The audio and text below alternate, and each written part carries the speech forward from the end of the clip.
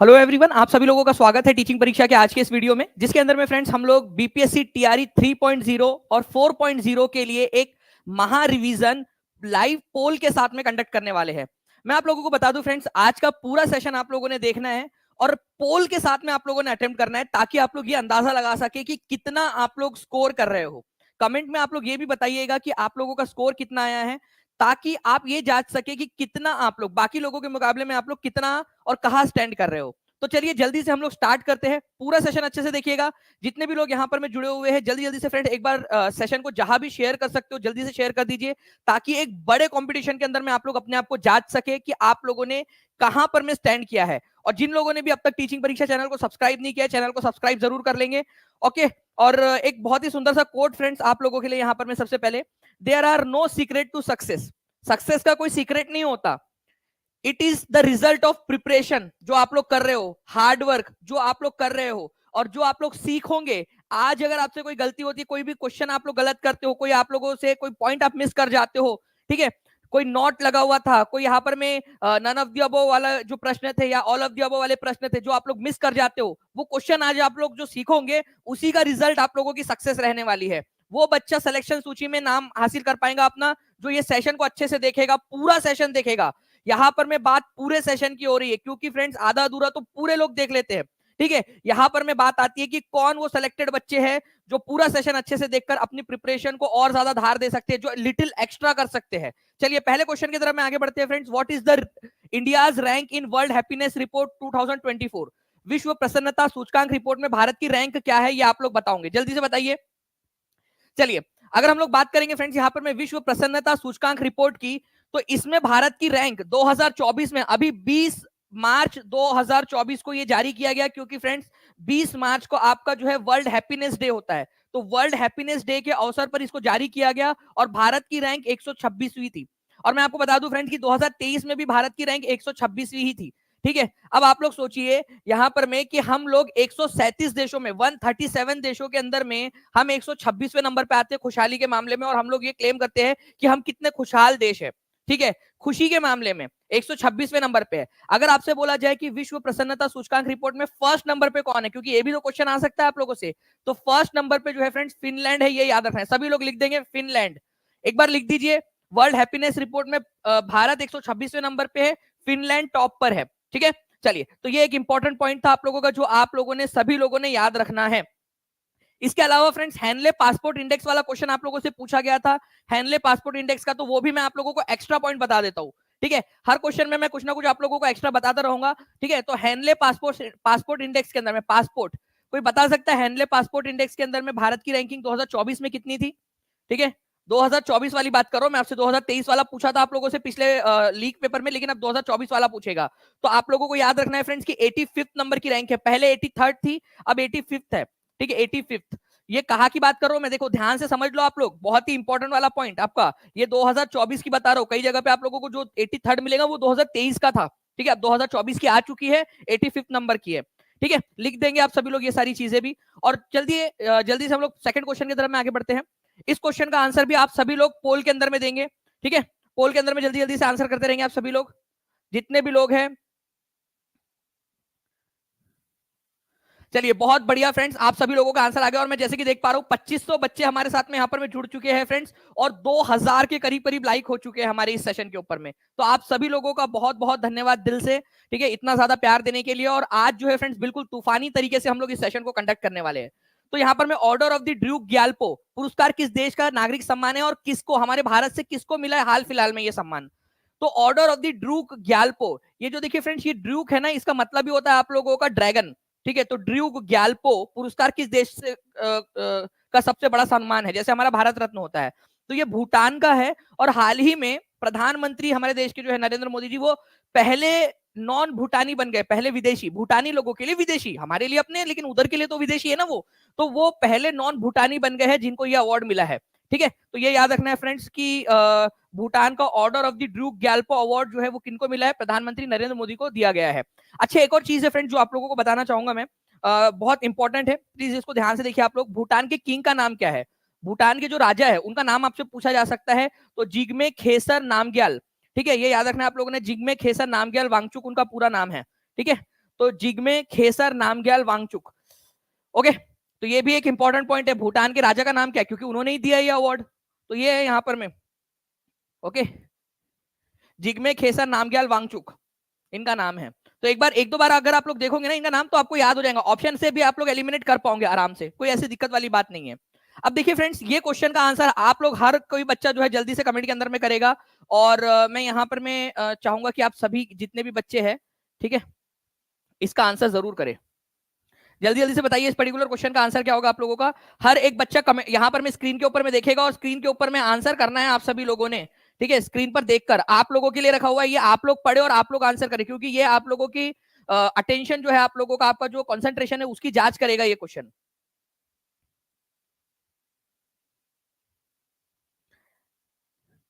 चलिए बहुत बढ़िया फ्रेंड्स, यहाँ पर में कंटिन्यूअसली आप लोगों के आंसर्स आ रहे हैं और आप लोग पोल में भी आंसर कर रहे हो यहाँ पर में, ठीक है।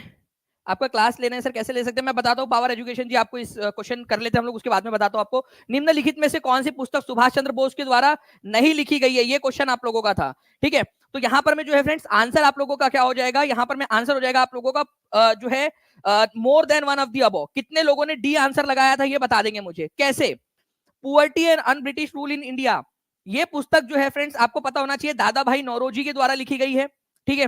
Indian struggle, the Indian struggle, ये लिखी गई है सुभाष चंद्र बोस के द्वारा। सुभाष चंद्र बोस ये पुस्तक उन्होंने लिखी है, ठीक है। और अनहैप्पी इंडिया नाम की पुस्तक किसने लिखी है, मैंने आपको बताया था कि अगर आप लोगों को भी बहुत सारे डंडे पड़े, ठीक है, आजादी के जो है स्ट्रगल के अंदर में, तो आप भी हैप्पी रहोगे या अनहैप्पी रहोगे, अनहैप्पी होंगे ना, क्योंकि लाला लाजपत राय की मृत्यु हो गई थी लाठीचार्ज में, है ना, लाहौर में।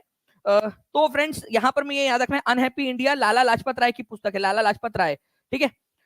तो ये दो पुस्तकें ऐसी है जो नहीं है, क्योंकि यहां पर मैं नहीं वाला सवाल पूछा गया था आप लोगों से, कौन सा वाला नहीं है, ठीक है, कौन सा नहीं है ये पूछा गया था। तो आंसर इसका ऑप्शन नंबर डी हो जाएगा, ठीक है, ये याद रखना है आप लोगों ने। और चैट रेट आपको पता है कितने का चल रहा है फ्रेंड्स, ठीक है, हाईएस्ट एवर 2776 का चैट रेट चल रहा है, मतलब 2776, ठीक है, पर सेकंड की स्पीड से आप लोग यहाँ पर में जो है फ्रेंड्स चैट को यहाँ पर में एकदम स्पीड से आप लोग डाल रहे हो, तो बहुत बढ़िया।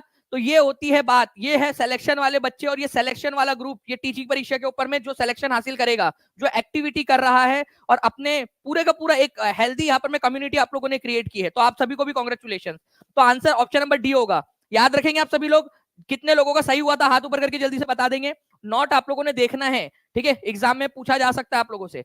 चलिए D is the correct answer. बाकी जो है फ्रेंड्स अगर आप लोगों से पूछ लिया जाए आनंद मठ किसकी है, आनंद मठ कई बार पूछा जाता है आप लोगों से, बंकिम चंद्र चटर्जी की पुस्तक है ये, ठीक है।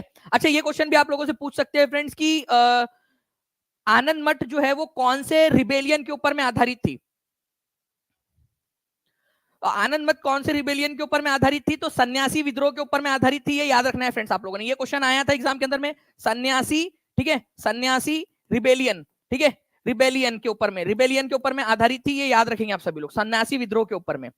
हम लोगों ने इसके बारे में पूरा पढ़ा हुआ भी है फ्रेंड्स आप लोगों का, आप लोग देख सकते हो आपकी क्लासेस के अंदर में, ठीक है, पूरा पढ़ा हुआ है आपका। और ये पहले ही मिनट के अंदर में जो 100 क्वेश्चन आपको करवाया था उसमें था आपका। Next question, Indira Gandhi canal जो है आप लोगों का, ये थार डेजर्ट को इरिगेट करती है। थार डेजर्ट कहां पर में आपका, आप लोगों को पता है फ्रेंड, थार डेजर्ट जो है राजस्थान, आप लोगों को राजस्थान गुजरात वाले साइड के अंदर में मिलेगा, पाकिस्तान और इंडिया की जो बॉर्डर है वहां पर में, ठीक है। तो आप लोगों ने ये बताना है कि इंदिरा गांधी कैनल निकलती कहां से है। ये बहुत ही इंपॉर्टेंट क्वेश्चन है। अभी आपका जो लीक वाला पेपर था उसके अंदर में आया था कि भारत की सबसे बड़ी कैनल कौन सी है, भारत की सबसे बड़ी जो है आपकी जो नहर है वो कौन सी है, ये आप लोगों को बताना था। तो आप लोग चलिए जल्दी जल्दी से इस पर्टिकुलर क्वेश्चन का आंसर कर देंगे। जैसे कि मैं देख पा रहा हूँ फ्रेंड्स कि जैसे ही पोल दिया गया वहां पर में 1400 से ज्यादा लोगों ने, 1500 अब हो चुके, 1600 हो चुके लोगों ने यहाँ पर में पोल में भी आंसर कर दिया है और सी आंसर कर रहे हैं, मतलब आप लोग पढ़ के आए। 1800 से ज्यादा लोगों ने पोल में आंसर कर दिया है फ्रेंड्स 30 सेकंड के अंदर अंदर में, ठीक है। तो वेरी गुड और बहुत ही हेल्दी आप लोग यहाँ पर में कंपटीशन बढ़िया तरीके से कर रहे हो। तो आंसर हो जाएगा हरी के बराज। हरी के बराज कहां पर में है, ये पंजाब के अंदर में है। पहली बात तो ये क्वेश्चन एक बन सकता है आप लोगों का, 1 नंबर का नोट डाउन करो, 1 नंबर का क्वेश्चन की कहां पर में है, ये पंजाब के अंदर में है। अच्छा ये पंजाब के अंदर में कहां है, तो ये कौन सी दो नदियों का संगम होता है, कोई बता सकता है मुझे, क्योंकि एक बहुत ही इंपॉर्टेंट वाला क्वेश्चन आपका बनेगा, कौन से दो नदियों के संगम पर बनता है ये हरी के बराज, ठीक है। तो ये दो नदियां आप लोगों की, ब्यास और सतलज नदी, ठीक है। ये याद रखना है आप लोगों ने फ्रेंड्स कि ब्यास नदी जब सतलज नदी में जहां पर में आकर मिलती है उस जगह पे बनाया गया हरी के बराज, और वहीं से एक नहर निकाली गई है, ठीक है। यहां पर में आप लोग देख सकते हो एक नहर वहीं से निकाली गई है यहाँ पर में, जो कि राजस्थान में थार डेजर्ट तक जाती है और यहाँ पर में जो सूखे इलाके वहां पर में खेतों को पानी मुहैया करवाती है। ये जो आपकी इंदिरा गांधी कैनल है, ये इंडिया की सबसे लॉन्गेस्ट कैनल है।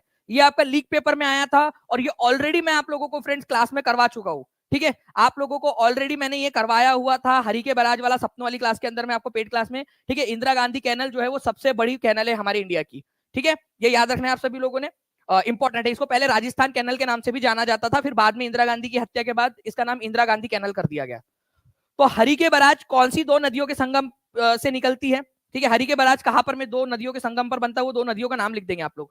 ठीक है, 3300 से ज्यादा बच्चे यहाँ पर मैं देख रहे हैं फ्रेंड, 10 मिनट के अंदर अंदर में 2500 के करीब लाइक हो चुके हैं। जल्दी से सेशन को लाइक भी करते रहेंगे फ्रेंड। जिन्होंने टीचिंग परीक्षा चैनल को सब्सक्राइब नहीं किया, चैनल को सब्सक्राइब जरूर कर देंगे। ठीक है, ताकि आप लोगों को आगे में भी ऐसे ही वीडियोस जो है मिलते रहे। अब मैं एक आप लोगों के बहुत इंपॉर्टेंट वाली घोषणा करना चाहता हूं कि जितने भी बच्चे हैं फ्रेंड्स जो आप लोग टीचिंग परीक्षा के साथ में जुड़ना चाहते हैं, वो ईद 2024, ठीक है, इस कूपन कोड का इस्तेमाल कर सकते हैं, जिसमें आप लोगों को आज फ्लैट 50% ऑफ मिल जाएगा। फ्लैट 50% ऑफ आप लोगों को मिल जाएगा फ्रेंड्स। तो आज आप लोग जो है टीचिंग परीक्षा के ऐप पर चले जाइए, ठीक है, इस लेक्चर के बाद में, और आप लोग कोई भी कोर्स जो है वो आप लोग यहाँ पर में एक्सेस कर सकते हो टीचिंग परीक्षा के कोर्स के ऊपर में। यहाँ पर मैं जैसे कि देख पा रहा हूँ कि आई थिंक ये अटक गया है। जस्ट अ सेकेंड, एक बार टीम से मैं रिक्वेस्ट करूंगा कि जल्दी से इसको करेक्ट कर दे। ओके, तो आई होप फ्रेंड्स कि अब आप लोगों को यहाँ पर में जो है स्ट्रीमिंग बराबर से आ रही होगी। ठीक है, तो होपफुली अब आवाज भी आ रही होंगी और स्ट्रीमिंग भी आ रही होंगी। एक बार प्लीज बता दीजिएगा अगर आप लोगों को आवाज और वीडियो जो है वो बराबर से आ रहा है आप सभी लोगों को। चलिए, ओके, तो मुझे बताया गया कि यहाँ पर फ्रेंड्स सब कुछ बराबर से आ रहा है। तो मैं आप लोगों से बता रहा था कि आप सभी लोग, जितने भी लोग हैं, ईद 2024 जो है वो आप लोगों को कूपन कोड जो है फ्रेंड्स ऐप के ऊपर में मिल जाएगा। आप लोग जो है यहाँ से फ्लैट 50% ऑफ ले सकते हो। और साथ ही साथ मैं आपको बता दूं, अगर आप लोगों को कोई दिक्कत हो रही है, कोई आपको जानकारी चाहिए, तो आप लोग 9697884444 इस नंबर पे, या फिर जो है आप लोगों का फ्रेंड्स 7611101101 इस नंबर पे कॉल या व्हाट्सएप कर दीजिए। कॉल कर लीजिए, अगर कॉल नहीं लगता है तो आप व्हाट्सएप भी करके रख सकते हो फ्रेंड्स। टीम आपसे जो है रीच आउट कर लेंगे और आपकी पूरी मदद करेंगी। ठीक है, तो आज आप लोग इसका जो है फ्रेंड्स फायदा उठा सकते हो। जो भी एक प्रीमियम कंटेंट है आप लोगों का, जिसमें से आपका पेपर बना था, ठीक है, आप लोगों का जो लीक पेपर हुआ उसमें भी आप लोग देख सकते हो, मैंने प्रूफ के साथ में दिखाया, तो आप लोग उसका फायदा उठा सकते हो। ठीक है, चलिए, तो ई 2024 आप इस कोड को लगा सकते हो आज। चलिए आगे बढ़ते हैं फ्रेंड्स। बिहार में 1857 की क्रांति के नेता बाबू कुंवर सिंह का देहांत कब हुआ था? अब ये क्वेश्चन जो है फ्रेंड्स काफी ज्यादा अभी एग्जामिनर जो है वो पूछ रहा है, इससे रिलेटेड क्वेश्चन आप लोगों से, तो इसके लिए भी आप लोग तैयार रहिए। When did Kunwar Singh, leader of revolt of 1857 in Bihar, breathe his last, अपनी अंतिम सांस ली उन्होंने? तो बिहार से जो है फ्रेंड्स आपको याद रखना है कि ये जगदीशपुर जो है वहां के ये तालुकदार थे। ठीक है, जगदीशपुर के, जगदीशपुर, ओके, ये याद रखना है आप सभी लोगों ने। इसके अलावा आप लोग ये याद रखोगे कि ये लड़ते लड़ते जो है फ्रेंड्स आरा पहुंचे थे। आरा बिहार के अंदर में जो है, आरा में ये पहुंचे। बाद में जो है फ्रेंड्स अंग्रेजों के साथ में इनकी मुठभेड़ होती है, जिसमें ये घायल भी हो जाते हैं, और फाइनली 26 अप्रैल 1858 को इनकी मृत्यु हो जाती है। ये क्वेश्चन एग्जाम के अंदर में आप लोगों से पहले भी पूछा जा चुका है, बीपीएससी के प्रीलिम्स में पूछा जा चुका है। हो सकता है अब आप लोगों से ये क्वेश्चन फ्रेंड्स आपके जो अभी वाली एग्जाम से आप लोगों की, उसके अंदर में पूछ लिया जाए आने वाली एग्जाम्स के अंदर में। और ये आप लोगों को आपके जो ऐप के ऊपर में जो फ्री कंटेंट आपको दिया गया है ना, उसमें भी दिया गया है। तो जितने भी बच्चे हैं वो जो फ्री आप लोगों के पेपर्स वगैरह आप लोगों को दिए गए, उसमें भी आप लोग देख सकते हो 26 अप्रैल 1858 को जो है उनकी मृत्यु हुई थी। ठीक है, चलिए, नाउ फ्रेंड नेक्स्ट क्वेश्चन की तरफ में आगे बढ़ते हैं हम लोग। यहाँ पर मैं आप लोगों का इस क्वेश्चन का आंसर करना है आप लोगों ने, पूर्व से पश्चिम तक केंद्रीय हाईलैंड्स की दी गई विशेषताओं का सही क्रम क्या है? अब आप देखिए, ये बड़ा क्वेश्चन है आप लोगों का, इस पर्टिकुलर क्वेश्चन का आंसर कीजिए आप सभी लोग। ठीक है, इस क्वेश्चन का आंसर करेंगे आप सभी के सभी लोग जल्दी जल्दी से। पूरा क्वेश्चन आप लोग है जल्दी जल्दी से देखिए। ओके, तो आप लोग देखिए friends, what is the correct order of the given features of the central highlands from east to west? ठीक है, अब पहली बात तो ये सेंट्रल हाईलैंड्स है कहां पर में आप लोगों के? तो ये मध्य भारत के अंदर में जो आप लोगों के कुछ पठार है ना, इनको सेंट्रल हाईलैंड्स कहा जाता है। अब ये जो सेंट्रल हाईलैंड्स है फ्रेंड्स, आप लोगों ने ये याद रखना है कि ये अलग अलग इलाके जो है, ईस्ट से वेस्ट या वेस्ट से ईस्ट, आप लोगों की इनकी जोड़ी आपसे पूछी जा सकती है। मैं आप लोगों को डायरेक्टली यहाँ पर मैं दिखाता हूँ। आप लोग देखिए, सबसे पहले यहाँ पर में आता है आप लोगों का मालवा का पठार, फिर है बुंदेलखंड, फिर है बागेलखंड का पठार, और ये छोटा नागपुर का पठार। इसको थोड़ा सा और जूम कर लेते हैं हम लोग। यहाँ पर मैं आप लोग देखिए, मैंने इमेज को कुछ नहीं किया, बस छोटा करके थोड़ा और जूम कर दिया ताकि आप लोग और अच्छे से देख सके। तो देखिए वेस्ट से स्टार्ट करेंगे हम लोग। यहाँ पर मैं मालवा का पठार है आप लोगों का, ठीक है। यहाँ पर मैं बुंदेलखंड है, फिर बाघेलखंड है, और फिर छोटा नागपुर का पठार है। अब मैं आप लोगों को फिर से क्वेश्चन दिखाऊं उससे पहले आप लोगों से रिक्वेस्ट करूंगा कि आप लोग मुझे बताइए कि ईस्ट से वेस्ट और वेस्ट से ईस्ट कौन सा वाला है। चलिए आप लोग बता दीजिए जल्दी जल्दी से, ईस्ट से वेस्ट की तरफ में कौन सा वाला है। आप लोग पूरा टाइप कर दीजिए। देखिए यहाँ पर मैं सी और बी टाइप करने से कुछ नहीं होगा आप लोगों का। आपको क्या करना है, आप लोगों को लिख लेना एक बार, ताकि आपके माइंड में वो न्यूरॉन्स बन जाए। जल्दी जल्दी से बता दीजिए। और 3500 से ज्यादा लोग जुड़ चुके हैं फ्रेंड्स, 2800 से ज्यादा यहाँ पर मैं आप लोगों ने लाइक कर दिया है। जल्दी जल्दी से लाइक एंड शेयर कर देंगे। 5000 से ज्यादा बच्चे हम लोगों को जोड़ना है। एक एक बच्चे ने भी अगर एक एक ग्रुप में भी शेयर कर दिया फ्रेंड्स, तो हम लोग बहुत ही आसानी से आप लोगों के लिए जो हमने टारगेट आज सेट किया है वो हम लोग जो है क्रॉस कर जाएंगे। तो सभी लोग एक एक बच्चा अपनी जिम्मेदारी समझते हुए यहाँ पर में, ठीक है, एक एक ग्रुप के अंदर में जल्दी से सेशन को जो है वो शेयर कर देगा। देखिए अगर मैं बात करूं यहाँ पर मैं फ्रेंड, तो छोटा नागपुर का पठार हो जाएगा आप लोगों का। उसके बाद में यहाँ पर मैं बाघेलखंड है, ये याद रखना है आप लोगों ने, बाघेलखंड है, ईस्ट से स्टार्ट कर रहे हैं, फिर बुंदेलखंड है, फिर मालवा है आपका सबसे वेस्ट में, है ना। तो क्वेश्चन के अंदर में क्या पूछा था आप लोगों से, पूर्व से पश्चिम तक पूछा था। अब बताइए अब क्या आंसर होगा आप लोगों का। अब यहां पर मैं आप लोग आंसर करने की कोशिश कीजिए। तो अगर मैं बात करूं सबसे पूर्व में, तो छोटा नागपुर का पठार है पूर्व में, फिर आप लोगों का बाघेलखंड है, बुंदेलखंड नहीं है, बाघेलखंड है आपका, फिर बुंदेलखंड, और फिर मालवा है सबसे ज्यादा वेस्ट में। तो सी इज द करेक्ट आंसर। ऐसे आप लोगों ने इसको आंसर करना था, ठीक है। और मुझे उम्मीद है कि आप लोग बहुत ही आसानी से इस पर्टिकुलर क्वेश्चन को जो है वो आंसर कर पाए होंगे।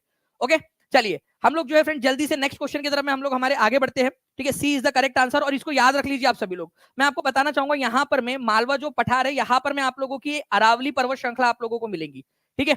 तो अरावली पर्वत श्रृंखला जो ये आपका सेंट्रल हाईलैंड है, इसकी वेस्टर्न बॉर्डर बनाती है, ठीक है, वेस्ट साइड की बॉर्डर बनाती है, वेस्ट, ठीक है, पूरब के पश्चिम की तरफ से यहाँ पर मैं बॉर्डर बनाती है। तो कभी ये भी आ सकता है कि मालवा का पठार या फिर आपका सेंट्रल हाईलैंड के पश्चिम में कौन सी पर्वत श्रृंखला है, तो यहाँ अरावली पर्वत श्रृंखला है, ये भी याद रख लेना है आप सभी लोगों ने। नाउ फ्रेंड नेक्स्ट क्वेश्चन आपका 7वें नंबर का, तो orbital period of Jio synchronous satellite is, भू समकालिक उपग्रह, या फिर आप लोग इसको जो है काफी सारे अलग अलग जियो स्टेशनरी भी आपको डायरेक्टली हिंदी में भी बोला जा सकता है, ठीक है। जियो सिंक्रोनस या जियो स्टेशनरी डायरेक्टली बोल सकते हैं आप लोगों का। जियो सिंक्रोनस का मतलब ही क्या होता है, जियो का मतलब होता है अर्थ, ठीक है, ओके अर्थ। और सिंक्रोनस का मतलब होता है कि भाई उसके साथ में सिंक हो चुका है, उसी के साथ साथ में घूम रहा है, ओके। तो पृथ्वी के साथ साथ में घूम रहा है, तो ऑब्वियस ही बात है जैसे पृथ्वी घूमेगी 24 घंटे में, वो भी एक चक्कर लगाएगा, है ना, पृथ्वी के साथ साथ में ही चक्कर लगाएगा आप लोगों का। ये भी एक मैं एनिमेशन आप लोगों को दिखाता हूँ फ्रेंड्स, होपफुली आप लोग उसके मदद से जो है इस पर्टिकुलर क्वेश्चन को आप लोग समझ पाओगे ज्यादा बेहतर तरीके से। तो आंसर इसका जो है ये हो जाएगा आप लोगों का 24 घंटे में एक चक्कर लगाता है, क्योंकि नाम ही है इसका भू समकालिक उपग्रह। एक होता है सन सिंक्रोनस, कोई मुझे जब तक बता दीजिए सन सिंक्रोनस जो है वो कितना लगाता है चक्कर, सन सिंक्रोनस, ठीक है। तो आप लोग देखिए ये जो आपका जियो स्टेशनरी सैटेलाइट है ना, आप लोग इसको समझ लीजिए ऐसे कि पृथ्वी के साथ साथ में एक ही पॉइंट पर वो फोकस कर रहा होता है, ठीक है, और पृथ्वी के साथ साथ में ही घूमता है इस तरीके से। तो जितना समय पृथ्वी को घूमने में लग रहा है उतना ही समय उसको भी लगता है, 24 घंटे, ठीक है। अच्छा सन सिंक्रोनस मैंने आप लोगों से पूछा था फ्रेंड्स, ठीक है। तो सन सिंक्रोनस को जो है उसकी हाइट कितनी होती है और जियो स्टेशनरी की हाइट कितनी होती है, एक बार सभी लोग लिख दीजिए, क्योंकि ये क्वेश्चन आपका लीक वाले पेपर में आया था। मैं चाहता हूं फ्रेंड्स कि अगर कहीं पे भी ये क्वेश्चन रिपीट होता है तो आप सभी के सभी लोग जो है इसका आंसर कर सके। यहां पर मैं आप लोग देखिए और आप लोग बताइए जल्दी से। आप चाहो तो मैं आप लोग थोड़ा सा जूम भी कर देता हूं इसको। जल्दी बताइए सन सिंक्रोनस और जियो सिंक्रोनस सैटेलाइट की हाइट कितनी कितनी है।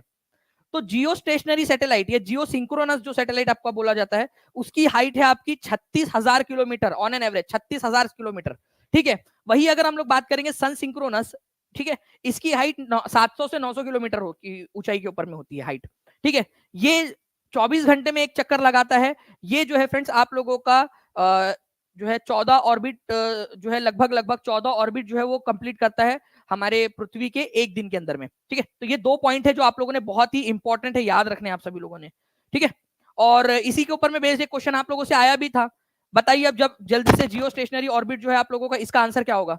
जियो स्टेशनरी ऑर्बिट जो है इसका आंसर क्या हो जाएगा, जल्दी जल्दी से सभी लोग आंसर कर देंगे, ठीक है।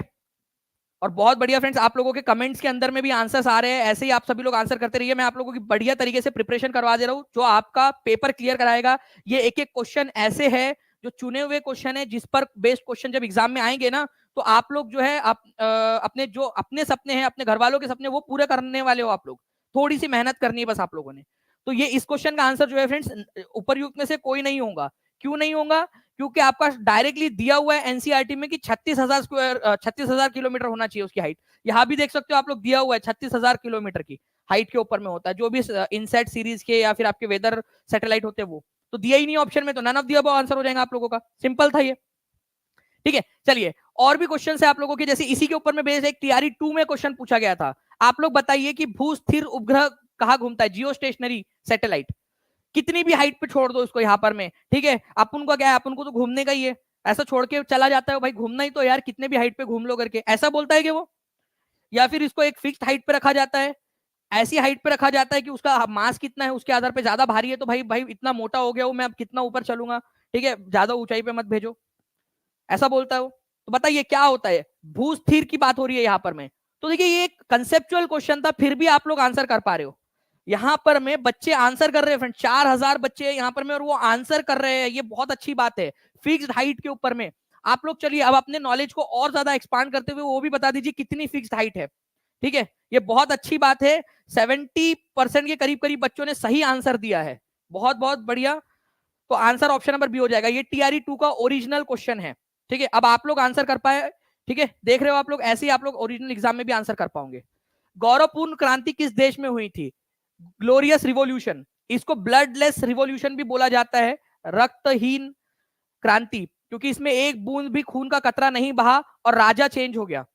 हुआ यूं था फ्रेंड्स कि 1688 में, 1688 के अंदर में जो राजा था जेम्स द सेकंड इंग्लैंड का, ठीक है, वो बड़ा ही क्रूर राजा था, ठीक है। अब वहां की जो पार्लियामेंट थी, वहां की जनता ने जिनको सपोर्ट किया हुआ था, वो चाहती थी कि राजा को चेंज किया जाए। तो जो पार्लियामेंट थी उन्होंने दूसरे देश का जो राजा था, ठीक है, विलियम ऑफ ऑरेंज, उसको आमंत्रित किया कि आप आओ हमारे देश पर हमला करो और हमारे राजा को भगा दो, ठीक है। अब जो है फ्रेंड्स यहाँ पर में वो जो राजा जो विलियम ऑफ ऑरेंज था, वो जेम्स 2 का दामाद भी था, ठीक है। और जेम्स 2 बूढ़ा हो चुका था, उसको पता था कि वो जीत नहीं पाएगा, तो जैसे उसको खबर मिली कि विलियम ऑफ ऑरेंज आने वाला है, वो भाग गया, फ्रांस भाग गया वो, ठीक है। तो इस तरीके से ये गौरवपूर्ण क्रांति हुई थी, और विलियम ऑफ ऑरेंज जब आया तो उन्हें पार्लियामेंट को और ज्यादा पावर दिए। तो इंग्लैंड के अंदर में ये क्रांति हुई थी, ये याद रखना है। कब हुई थी और किस देश में हुई थी, ये दोनों ही क्वेश्चन मल्टीपल एग्जाम्स में पूछे जा चुके हैं, मल्टीपल टाइम्स, ठीक है। तो ए इज द करेक्ट आंसर। तो 1688 याद रखेंगे आप सभी लोग फ्रेंड्स, इसमें स्टार्ट हुआ था, इसी वजह से 1688 आप लोगों को आंसर लगाना है जब भी पेपर में आए। इंग्लैंड के अंदर में हुई थी, जिसके अंदर में जेम्स द सेकंड जो थे उनको चेंज करके जो विलियम ऑफ ऑरेंज थे उनको राजा बना दिया गया था, जो कि जेम्स सेकंड के दामाद भी थे। कभी कभी दामाद लोग ऐसा भी करते, तो दामाद ध्यान से चुनना आप लोग, ठीक है, पहले साइन उन करा लेना, देख भाई चेंज तो नहीं कराएंगे हमको, ठीक है। वैसे आप लोगों को टाइम है, लेकिन फिर भी पहले से तैयार रहो आप लोग। चलिए, तो इसके अलावा जो है फ्रेंड, मैं फिर से बता दूं, अभी एक बार वीडियो बीच में अटक गया था, उसमें मैं बता देता हूं, जितने भी लोग अभी नए जुड़े हैं, ईद 2024 करके एक आप लोगों के लिए जो है फ्रेंड्स ऑफर चल रहा है, जिसमें आप लोगों के लिए फ्लैट 50% ऑफ है, ठीक है, सारे के सारे कोर्सेज के ऊपर में, जो भी प्रीमियम कोर्सेज है टीचिंग परीक्षा के उनके ऊपर में। तो टीचिंग परीक्षा के ऐप पर आप जा सकते हो, या फिर नीचे में एक लिंक दी गई है आप लोगों की, ठीक है, उस पर भी आप लोग क्लिक करोगे ना डिस्क्रिप्शन में या पिन कमेंट में, ठीक है, उसके ऊपर में अभी आप क्लिक करोगे तो भी आप लोग डायरेक्टली चले जाओगे, वहां पर में लिस्ट मिल जाएंगी आपको, आप वहां से भी उसको कर सकते हो, ठीक है, फ्लैट 50% ऑफ आप लोगों के लिए। चलिए आगे बढ़ते हैं हम लोग फ्रेंड्स हमारे नेक्स्ट क्वेश्चन की तरफ में। लॉन्ग वॉक टू फ्रीडम, ये किसकी ऑटोबायोग्राफी है, एनसीईआरटी के अंदर में 9th स्टैंडर्ड में ये दिया गया, एनसीईआरटी 9th स्टैंडर्ड के अंदर में, जल्दी से बताइए। लॉन्ग वॉक टू फ्रीडम, बहुत लंबा उनको सफर करना पड़ा है फ्रीडम के लिए, बहुत लंबा उन्होंने सफर किया है, जल्दी बता दीजिए इसका आंसर क्या होगा। तो ये आंसर जो है फ्रेंड्स आपका हो जाएगा नेल्सन मंडेला, नेल्सन मंडेला जी की ये है। नेल्सन मंडेला कहाँ के थे, वो भी आंसर कर दीजिए आप सभी लोग, कौन से देश के थे वो, साउथ अफ्रीका के, ठीक है। तो 27 साल से भी ज्यादा समय तक जो है फ्रेंड्स वो क्या रहे, जेल के अंदर में बंद रहे अपने अधिकारों के लिए। आप समझ लीजिए, आप रह सकते हो 27 साल तक जिंदगी के, कुछ लोग ऐसे होंगे जिनकी उम्र नहीं होंगी 27 साल अभी तक यहाँ पर में आप लोगों में से, ठीक है, या कुछ होंगे भी 31 साल के, तो 3 साल की जिंदगी बाहर और 27 साल जेल के अंदर में, तो आप सोच लीजिए।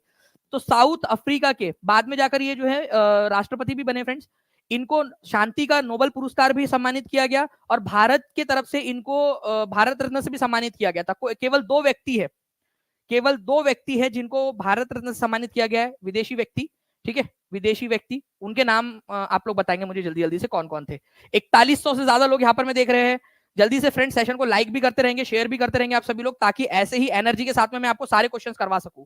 चलिए, नेल्सन मंडेला की बुक है, और इसके अलावा जो है फ्रेंड्स आपका पर्यावरण के लिए कौन सा खतरा नहीं है, ये आपका लीक पेपर में भी आया था, और इंपॉर्टेंट है, आगे में भी पूछे जाने की संभावना है, क्योंकि ये 2 बार आ चुका है ऑलरेडी क्वेश्चन। ये जल्दी जल्दी से बताएंगे आप सभी लोग। बहुत बढ़िया फ्रेंड्स, देखिए पर्यावरण के लिए कौन सा खतरा नहीं है, तो पर्यावरण के लिए खतरा नहीं है बोल रहा है ग्रोइंग प्लांट्स, प्लांट्स को बढ़ाना, जनसंख्या वृद्धि, फसल वृद्धि, कौन सा खतरा नहीं है। अब यहां पर मैं ध्यान देने वाली बात यह है कि हमने क्वेश्चन में चेंज कर दिया है ट्विस्ट, और बच्चे यहां पर में फंस गए। ठीक है, 50% बच्चे फंस गए यहां पर में। अरे कौन सा खतरा नहीं है बोला है, खतरा जब पेपर लीक हुआ था उसमें पूछा था कौन सा खतरा है, अब हमने यहां बोल दिया खतरा नहीं है। फसल वृद्धि कौन सा खतरा है भाई, खतरा नहीं है ये। ठीक है, ये भी खतरा नहीं है, तो आंसर डी होगा। यहां हमने चेंज कर दिया, थोड़ा सा चेंज कर दिया यहां पर, मैं आपको जो है आपके साथ में खेला हो गया। ठीक है, और इसी वजह से मैं आपसे कह रहा हूं कि ये सेशन को पूरा देखो, आपका माइंड खुलेगा, आप लोगों के माइंड को आदत होगी इस तरह के क्वेश्चन को हैंडल करने की। जब यहाँ नॉट बोल दिया गया तो आंसर चेंज हो गया, जब वो लीक पेपर था उसमें आंसर बी था, क्योंकि उसमें नॉट नहीं था, हमने यहाँ नॉट लगा दिया, आंसर हो गया आपका ऑप्शन नंबर डी। तो 50% लोग जो है वहां गलती कर गए आंसर आते हुए भी। तो ऐसा जो है फ्रेंड्स एग्जाम के अंदर में आप लोगों ने नहीं करना है ऐसी गलती छोटी छोटी सी, इसी वजह से आप लोग ध्यान से इस लेक्चर को देखिए। 10 में से 10 कितने लोगों के आंसर कितने लोगों के सही हुए, 10 में से 9, 10 में से 8, जल्दी से वो भी कमेंट करके बता देंगे आप लोग। मैं गलती कर दी सर, एग्जाम में नहीं करूंगी अब। चलिए बहुत बढ़िया, ये एक्सेप्ट करने में भी बहुत बड़ी बात लगती है। ठीक है, चलिए नाउ फ्रेंड्स, ऊर्जा का गैर परंपरागत स्रोत है, बताइए जल्दी से कौन सा गैर परंपरागत नॉन कन्वेंशनल सोर्स है। नॉन कन्वेंशनल, कन्वेंशनल का मतलब क्या होता है, परंपरागत जो आप लंबे समय से इस्तेमाल करते आ रहे हो। ठीक है, तो कौन सा वाला गैर परंपरागत स्रोत है। ठीक है, तो नॉन कन्वेंशनल हो जाएगा आपका जो लंबे समय से इस्तेमाल नहीं कर रहे हो आप लोग। ठीक है, तो कौन सा वाला है आप लोगों का गैर परंपरागत स्रोत। ठीक है, natural gas, hydel power, coal, D none, more than one of the above, none of the above. ठीक है, जल्दी से बता देंगे आप सभी लोग इस पर्टिकुलर क्वेश्चन का आंसर।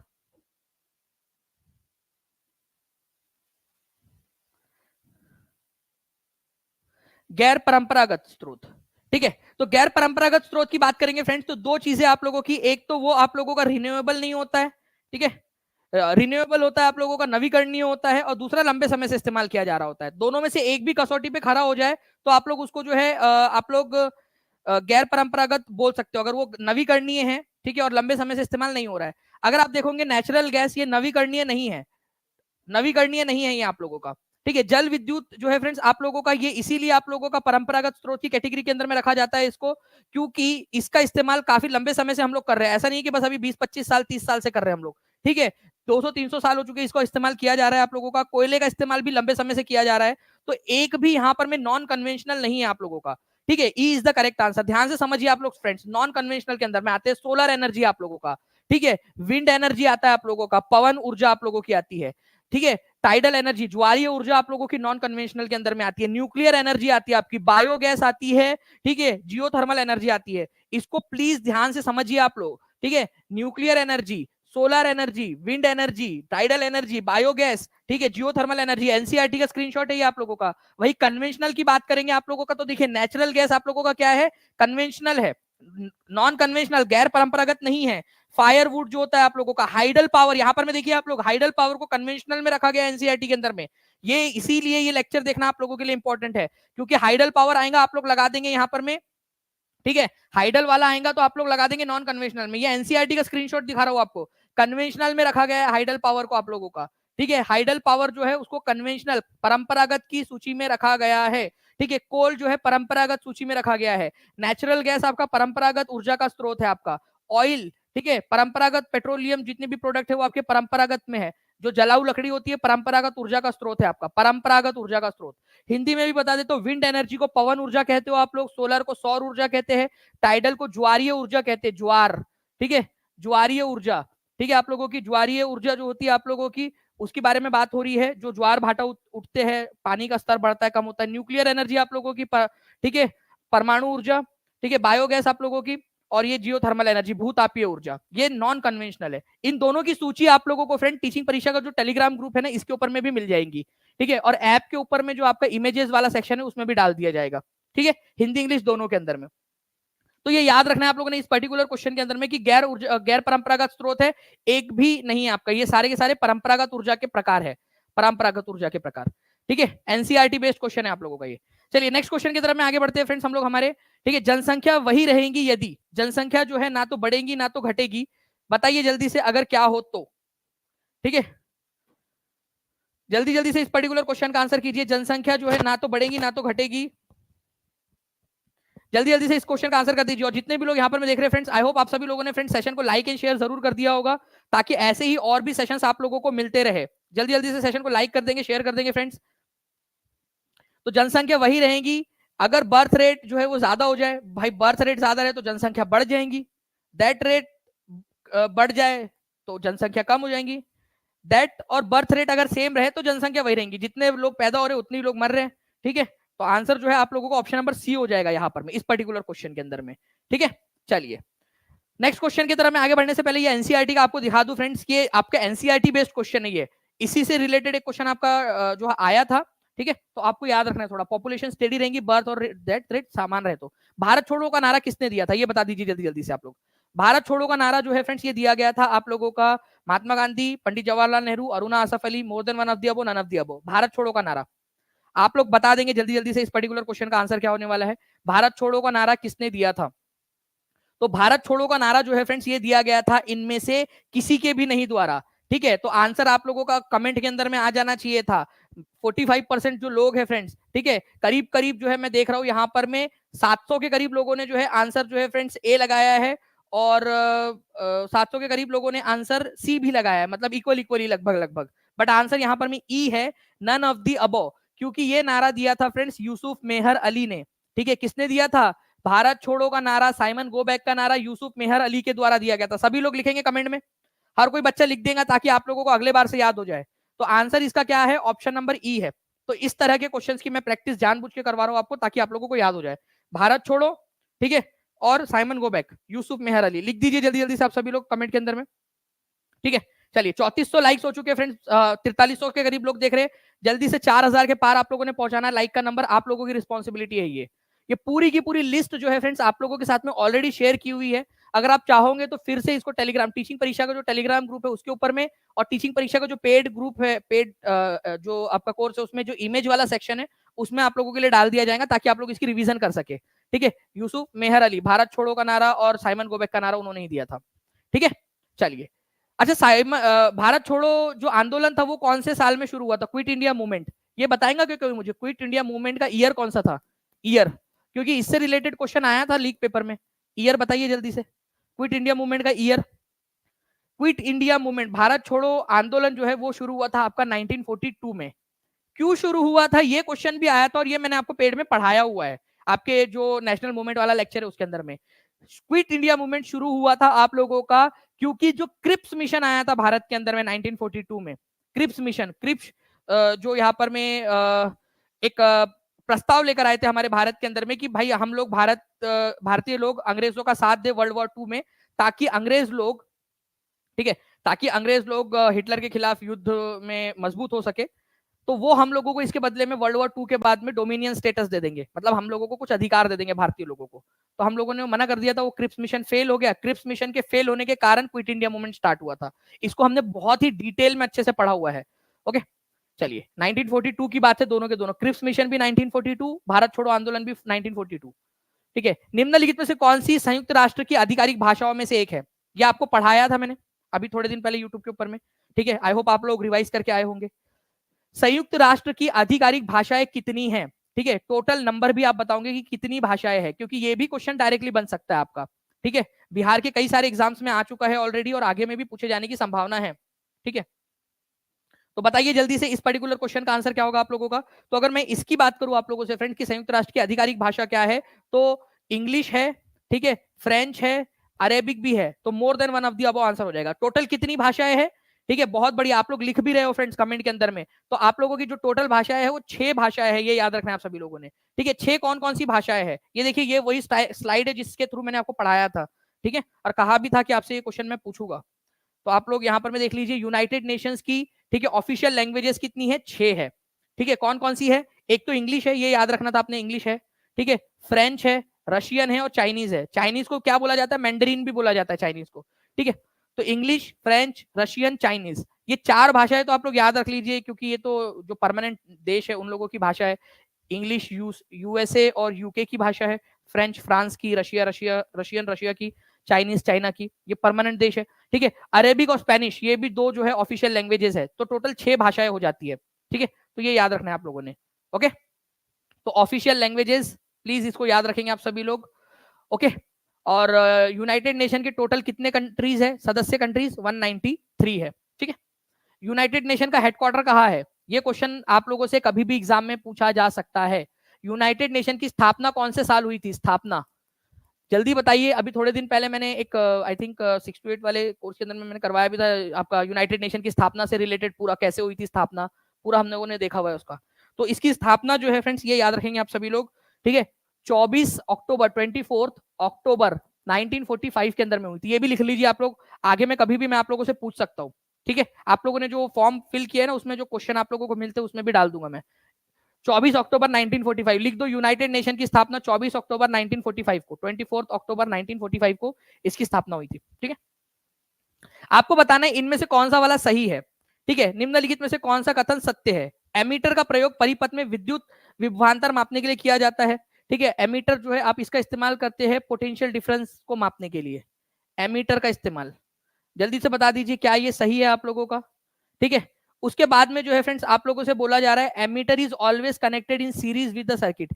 एमीटर जो होता है आप लोगों का, इसको जो है हमेशा सीरीज में कनेक्ट किया जाता है। आप लोगों का होता है ना यहाँ पर में, ठीक है, एमीटर जो है आपका इस तरीके से, ठीक है, सीरीज में कनेक्ट किया जाता है, उसको सीरीज के अंदर में कनेक्ट किया जाता है, ना कि आप लोगों का पैरेलल के अंदर में। ठीक है, तो सीरीज में कनेक्ट किया जाता है उसको। उसके बाद में बोल रहा है galvanometer can be used to test the pressure presence of current in the circuit. तो यहाँ पर मैं अगर आप लोग देखोगे फ्रेंड्स इस पर्टिकुलर इसका, तो वैसे बात देखा जाए तो यहाँ पर मैं आप लोगों का जो एमीटर है, ठीक है, इसका इस्तेमाल आप लोग करते हो फ्रेंड्स करंट को मापने के लिए, लेकिन एमीटर जो है हमेशा सीरीज में कनेक्टेड होता है। ठीक है, और गैल्वेनोमीटर का इस्तेमाल भी करंट को मापने के लिए किया जा सकता है। आप लोग खुद देख लीजिए, एनसीईआरटी से दिखा देता हूँ। गैल्वेनोमीटर जो होता है आप लोगों का, इसको करंट मापने के लिए किया जा सकता है, और एमीटर जो होता है आपका, जो करंट मापने के लिए इस्तेमाल करने के लिए स्पेशल आपका डिवाइस है, वो सर्किट में हमेशा सीरीज में कनेक्टेड होता है, ऑलवेज ऑलवेज सीरीज में कनेक्टेड होता है ये, सीरीज के अंदर में। ठीक है, ये आप लोगों की पूरी एनसीईआरटी के ही प्रूफ्स है फ्रेंड्स, पूरे के पूरे। आप लोग यहाँ पर मैं हिंदी में भी देख सकते हो, गैल्वेनोमीटर एक ऐसा उपकरण है जिससे विद्युत की उपस्थिति को भी मापा जा सकता है। ठीक है, गैल्वेनोमीटर से, ये एनसीईआरटी का ही स्क्रीनशॉट है। ठीक है, बाकी पोटेंशियल डिफरेंस भी माप सकते हैं आप लोग इससे।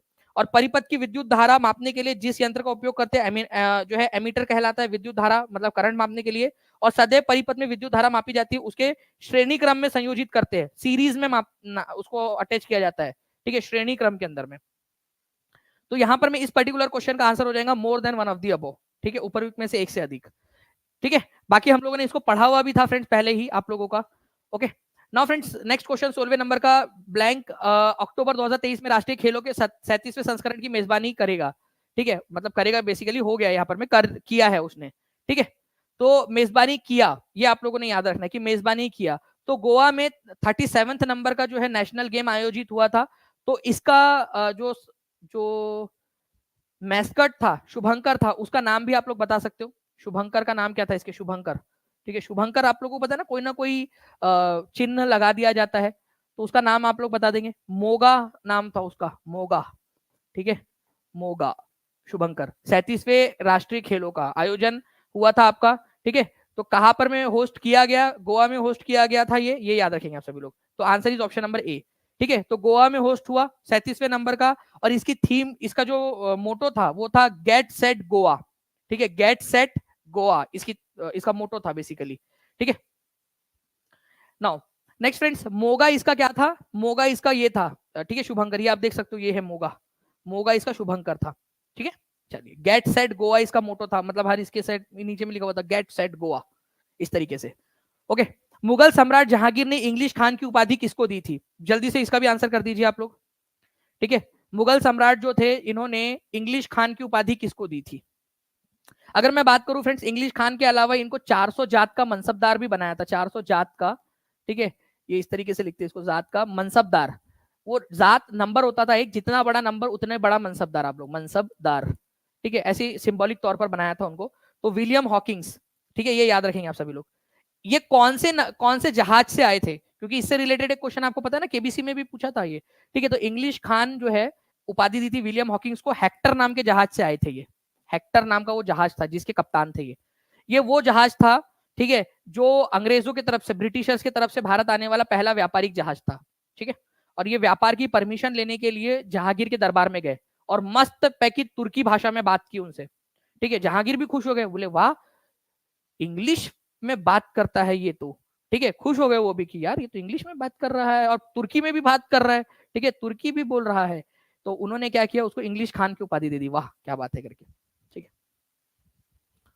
तो आंसर हो जाएगा यहां पर में ऑप्शन नंबर सी। अगर मान लीजिए वो जाता और भोजपुरी में बात करता तो इंग्लिश कुमार की उपाधि दे देते उसको, क्योंकि कई सारे नाम में कुमार लगता है। अगर मान लीजिए यहाँ पर कोई लड़की होती, वो जाके भोजपुरी में बात करती परमिशन लेने के लिए, तो उसका कुमारी नाम लगा देते। ठीक है, तो कुमार या कुमारी नाम लगा दिया जाता अगर कोई भोजपुरी में जाके बात करता। तो वाह यार भोजपुरी में बात कर रहा है विलियम हॉकिंस, तो खान लगा दिया, तुर्की में बात कर रहा था इस वजह से। ठीक है, चलिए तो देखिए फ्रेंड्स, एम्परर जो जहांगीर थे उन्होंने इंग्लिश खान की उपाधि दी थी। ओके, और 1611 तक वो उनके दरबार में रहा। ठीक है, बहुत खुश करने की कोशिश की लेकिन वो खुश नहीं हुआ था इतना ज्यादा जहांगीर उनसे, मतलब परमिशन वगैरह ज्यादा नहीं दी थी। तो 1608 में आया था सूरत के अंदर में, ये याद रखना, हेक्टर नाम के जहाज से, और तुर्की भाषा में बात की थी। मस्त पैकी एक नंबर तुर्की भाषा में। ठीक है, भारतीय संविधान का अनुच्छेद 338 किससे संबंधित है? 338। और ये मैंने आपको पूरा पढ़ाया है। देखिए अब इसमें बच्चे लोग ये नहीं बोल सकते कि सर इतना टफ ऐसे कोई भी एक आर्टिकल कैसे पूछ सकते हैं। भाई ये पढ़ाया है मैंने आप लोगों को और ये इंपॉर्टेंट है। आर्टिकल नंबर 300, ठीक है, 38, 338 मैं आपको पूरा का पूरा दिखाता हूँ। यहाँ पर मैंने आप लोगों को राष्ट्रीय महिला आयोग से लेकर हर चीज आप लोगों को यहाँ पर मैं बताया था। तो आर्टिकल नंबर 338 जो है 338, national commission for scheduled caste जो है आप लोगों का, यहाँ पर मैं आई थिंक कुछ ऑप्शन के अंदर में कुछ गड़बड़ सी हुई है यहाँ पर में। ठीक है, बट कोई दिक्कत नहीं फ्रेंड्स, आप लोग इसमें से आंसर कर दीजिए। यहाँ पर में नेशनल कमीशन फॉर क्या हो जाएगा आप लोगों का यहाँ पर में 338। ठीक है, ऑप्शन नंबर यहाँ पर में भारतीय संविधान का जो 338 है आप लोगों का, जो सबसे क्लोजेस्ट आंसर है वो बताइए आप लोग। चलिए तीन ऑप्शन ही देते हैं यहाँ पर में, इसमें थोड़ा सा गड़बड़ हो गई लेकिन आप लोग यहाँ पर में तीन ऑप्शन में आंसर करिए, कोशिश करिए यहाँ पर मैं आपको बताता हूँ फिर। ठीक है, भारतीय संविधान का अनुच्छेद जो है ये आप लोगों का national commission for scheduled caste, ठीक है, इससे डील करता है। ओके, और शेड्यूल्ड ट्राइब के लिए अब अलग आर्टिकल बना दिया गया है। ठीक है, पहले दोनों एक ही आर्टिकल में थे लेकिन अब अलग आर्टिकल बना दिया गया। National commission for scheduled tribe जो है आप लोगों का, ठीक है, वो आप लोगों का हो जाएगा फ्रेंड्स यहाँ पर मैं आपका 338A ट्राइब के लिए।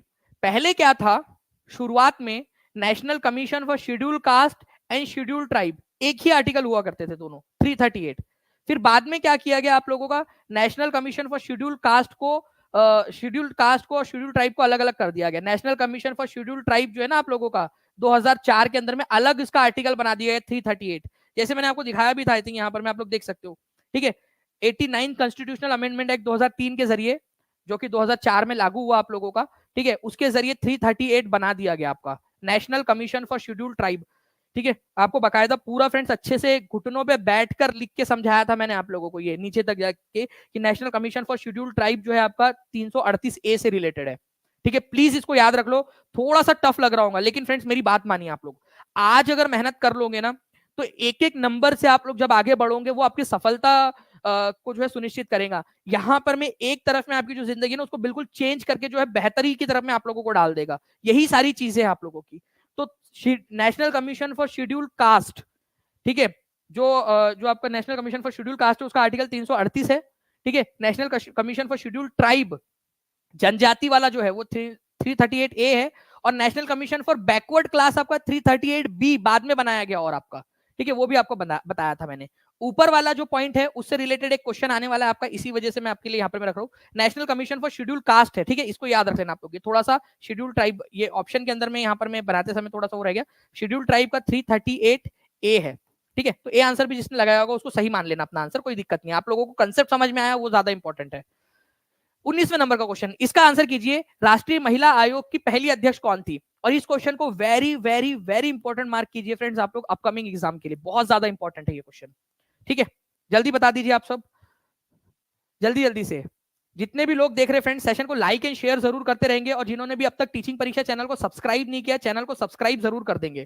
ठीक है, 3800 लाइक्स यहाँ पर में हो चुके हैं। मैं उम्मीद कर रहा हूँ फ्रेंड्स कि जैसे मैं यहाँ पर मैं पूरा 45 मिनट से कंटिन्यूअस आप लोगों के लिए बोल रहा हूँ, पूरी अपनी एनर्जी डाल रहा हूँ, आप लोग भी फ्रेंड्स अपना अपना यहाँ पर में योगदान जरूर दोगे जी। तो देखिए जयंती पटनायक जो है फ्रेंड्स, ये याद रखना है आप लोगों ने, अभी हाल ही में थोड़े समय पहले इनका निधन भी हो गया। तो जयंती पटनायक जी जो है ये भारतीय राष्ट्रीय महिला आयोग की पहली अध्यक्षा थी। ठीक है, ये भी याद रखना है आप सभी लोगों ने। मैं आप लोगों को 2 टारगेट देता हूं, ठीक है, ये 2 टारगेट आप लोग मुझे लास्ट में जो है बताना, या फिर कल वाले सेशन के अंदर में आप लोग करके आना। इसीलिए बोल रहा हूँ कि कल वाले सेशन में भी आना है आप लोगों ने, और टीचिंग परीक्षा चैनल को सब्सक्राइब कर लीजिए ताकि कल का सेशन में मिले। आपको बताना है भारतीय राष्ट्रीय महिला आयोग की अभी वाली अध्यक्ष कौन है, ओके। और दूसरा वाला जो क्वेश्चन है आप लोग मुझे बताओगे बिहार महिला आयोग की अध्यक्षा कौन है, ठीक है। क्या बताना है आप लोगों ने, पहला बताना है राष्ट्रीय महिला आयोग की अध्यक्षा कौन है अभी, और दूसरा बिहार महिला आयोग की अध्यक्षा कौन है, ठीक है। दोनों ही क्वेश्चन आप लोग जो है मुझे कमेंट करके बताओगे आगे में जाकर, ठीक है। आगे वाले ये आप लोगों के लिए अभी आप लोगों के लिए छोड़ रहा हूं मैं, आप लोगों के लिए रेखा शर्मा आप लोग आंसर कर रहे हैं फ्रेंड्स अभी वाले के लिए, ठीक है। और कंटिन्यूअसली जो है अभी आंसर अभी आप लोगों के और भी आ रहे हैं यहाँ पर में, ठीक है। अश्वमेध देवी जो है वो बनी है महिला, जी बिल्कुल, और ये जुलाई की न्यूज है आप लोगों की फ्रेंड्स, ठीक है। अश्वमेध देवी, तो मैं क्वेश्चन आप लोगों को करवा भी दूंगा, रेखा जो है आप लोगों का शर्मा जी वाला और अश्वमेध देवी वाला, तो ये आप लोगों को मैं प्रॉमिस कर रहा हूँ कि आप लोगों को पक्का करवाऊंगा मैं ये क्वेश्चन, ठीक है। तो बस आप लोगों को क्या करना है, अच्छे से जुड़े रहना है। तो जयंती पटनायक जी है, ए इज द करेक्ट आंसर। और यहाँ पर मैं आप देख सकते हो ये भी करवाया था, नेशनल कमीशन फॉर वुमेन कब बना था ये, ठीक है। राष्ट्रीय महिला आयोग 1992 में बना था आपका। इसका कानून कब बना था ये बता दीजिए आप लोग। National commission for womens act, NCW act कब बना था ये आप लोग कमेंट में आंसर करिए। मैं देखना चाहता हूँ कि कितने लोग आंसर करते हैं यहाँ पर में। National commission for women act, जल्दी जल्दी से बताइए आप सभी लोग। National commission for women act जो है आप लोगों का, national commission for women act कब बना था, 1990 में बना था आप लोगों का। और इसकी स्थापना जो हुई थी, आयोग की स्थापना एक्चुअल में 1992 में हुई, ठीक है, 2 साल। अरे भाई ऐसा थोड़ी ना है कि आप लोग जब लड़की देखने जाते हो उसी दिन शादी करते, मम्मी मम्मी ने मेरे को लड़की बहुत पसंद आ गया अभी कर दो शादी मेरी, ऐसा थोड़ी करते हो आप लोग, ठीक है। मम्मी बोलेंगे रुक जा बेटा सबर कर थोड़ा, ठीक है, बात करते थोड़ा, उनकी भी हाँ वगैरह जान लेते हैं, ठीक है। रिश्ता उश्ता पंडित जी को बुलाएंगे, मुहूर्त उहूर्त निकालेंगे फिर करेंगे। तो एक्ट बना, ठीक है। उसके 2 साल बाद जो है यहाँ पर में उसकी स्थापना हुई। पहली अध्यक्ष थी जयंती पटनायक जी, और अभी वाली है Rekha Sharma. Now friend next question, 20वें नंबर का, निम्नलिखित में से कौन सा क्रम प्राचीन काल से ही भारत में यूरोपीय व्यापारी कंपनियों का आगमन का सही क्रम है। आपको बताना है फ्रेंड्स कि यूरोपीय कंपनियों के आगमन का सही क्रम क्या है, यूरोपियन ट्रेडिंग कंपनीज का सही क्रम बताना है आप लोगों ने, ठीक है, सही क्रम। मैंने एक ट्रिक बताया था आप लोगों को, एक अगर आप लोगों में से किसी को याद आ रहा है वो एक मैंने एक एक्रोनिम आप लोगों को बताया था, वो अगर आपको याद है, ठीक है, PDEDF, ठीक है, PDEDF, ओके। तो PDEDF के अंदर में यहां पर मैं आप लोगों को हो जाएगा पोर्तुगीज, सबसे पहले पोर्तुगीज, ठीक है। फिर आए थे डच लोग, डच बोल के बताओ आप लोग, डच नहीं बोला, डच, इंग्लिश में डच बोलते हैं इसको, और हम लोग हिंदी में डच लिख देते हैं, लेकिन वो एक्चुअली उसका प्रोनाउंसिएशन डच है, डच। नेदरलैंड या होलैंड के निवासी, इंग्लैंड के लोग, या जिसको ब्रिटिश भी बोल सकते हो, इंग्लिश लोग आए थे, ठीक है। फिर डेनमार्क के लोग आए थे, डेनिश। अब ये मैं नहीं आया था, नहीं तो बोलेंगे सर आप आए थे क्या यहाँ पर 1616 के अंदर में, ठीक है। भाई मैं नहीं आया था, मैं यहीं पे था, मतलब यहीं से था मैं, ठीक है, उससे भी पहले से, ठीक है। ये डेनिश मतलब डेनमार्क के लोग है, डेनमार्क, ठीक है। नाम की स्पेलिंग इन लोगों ने मेरी चुरा ली, ओके। और फिर लास्ट में आए थे फ्रेंच लोग, ठीक है। ये डेनिश है और मेरा नाम दानिश है, ओके। तो ये डेनिश डेनमार्क के लोग थे। तो PDEDF ये इसका सही क्रम है आपका, PDEDF, ठीक है। तो आप लोगों ने सबसे जो सही आंसर आप लोगों को लग रहा है, ठीक है, हो सकता है एक आध ऑप्शन बीच में ना दिया हो, लेकिन वो भी आपको बताना है, ठीक है। PDEDF पुर्तगीज डच आए थे, तो ये डेंस पहले आए थे, ऐसा नहीं बोल सकते आप लोग, ठीक है। उसके बाद में पुर्तगीज आए थे सबसे पहले, तो ये भी आंसर नहीं हो सकता, ये भी नहीं हो सकता आप लोगों का।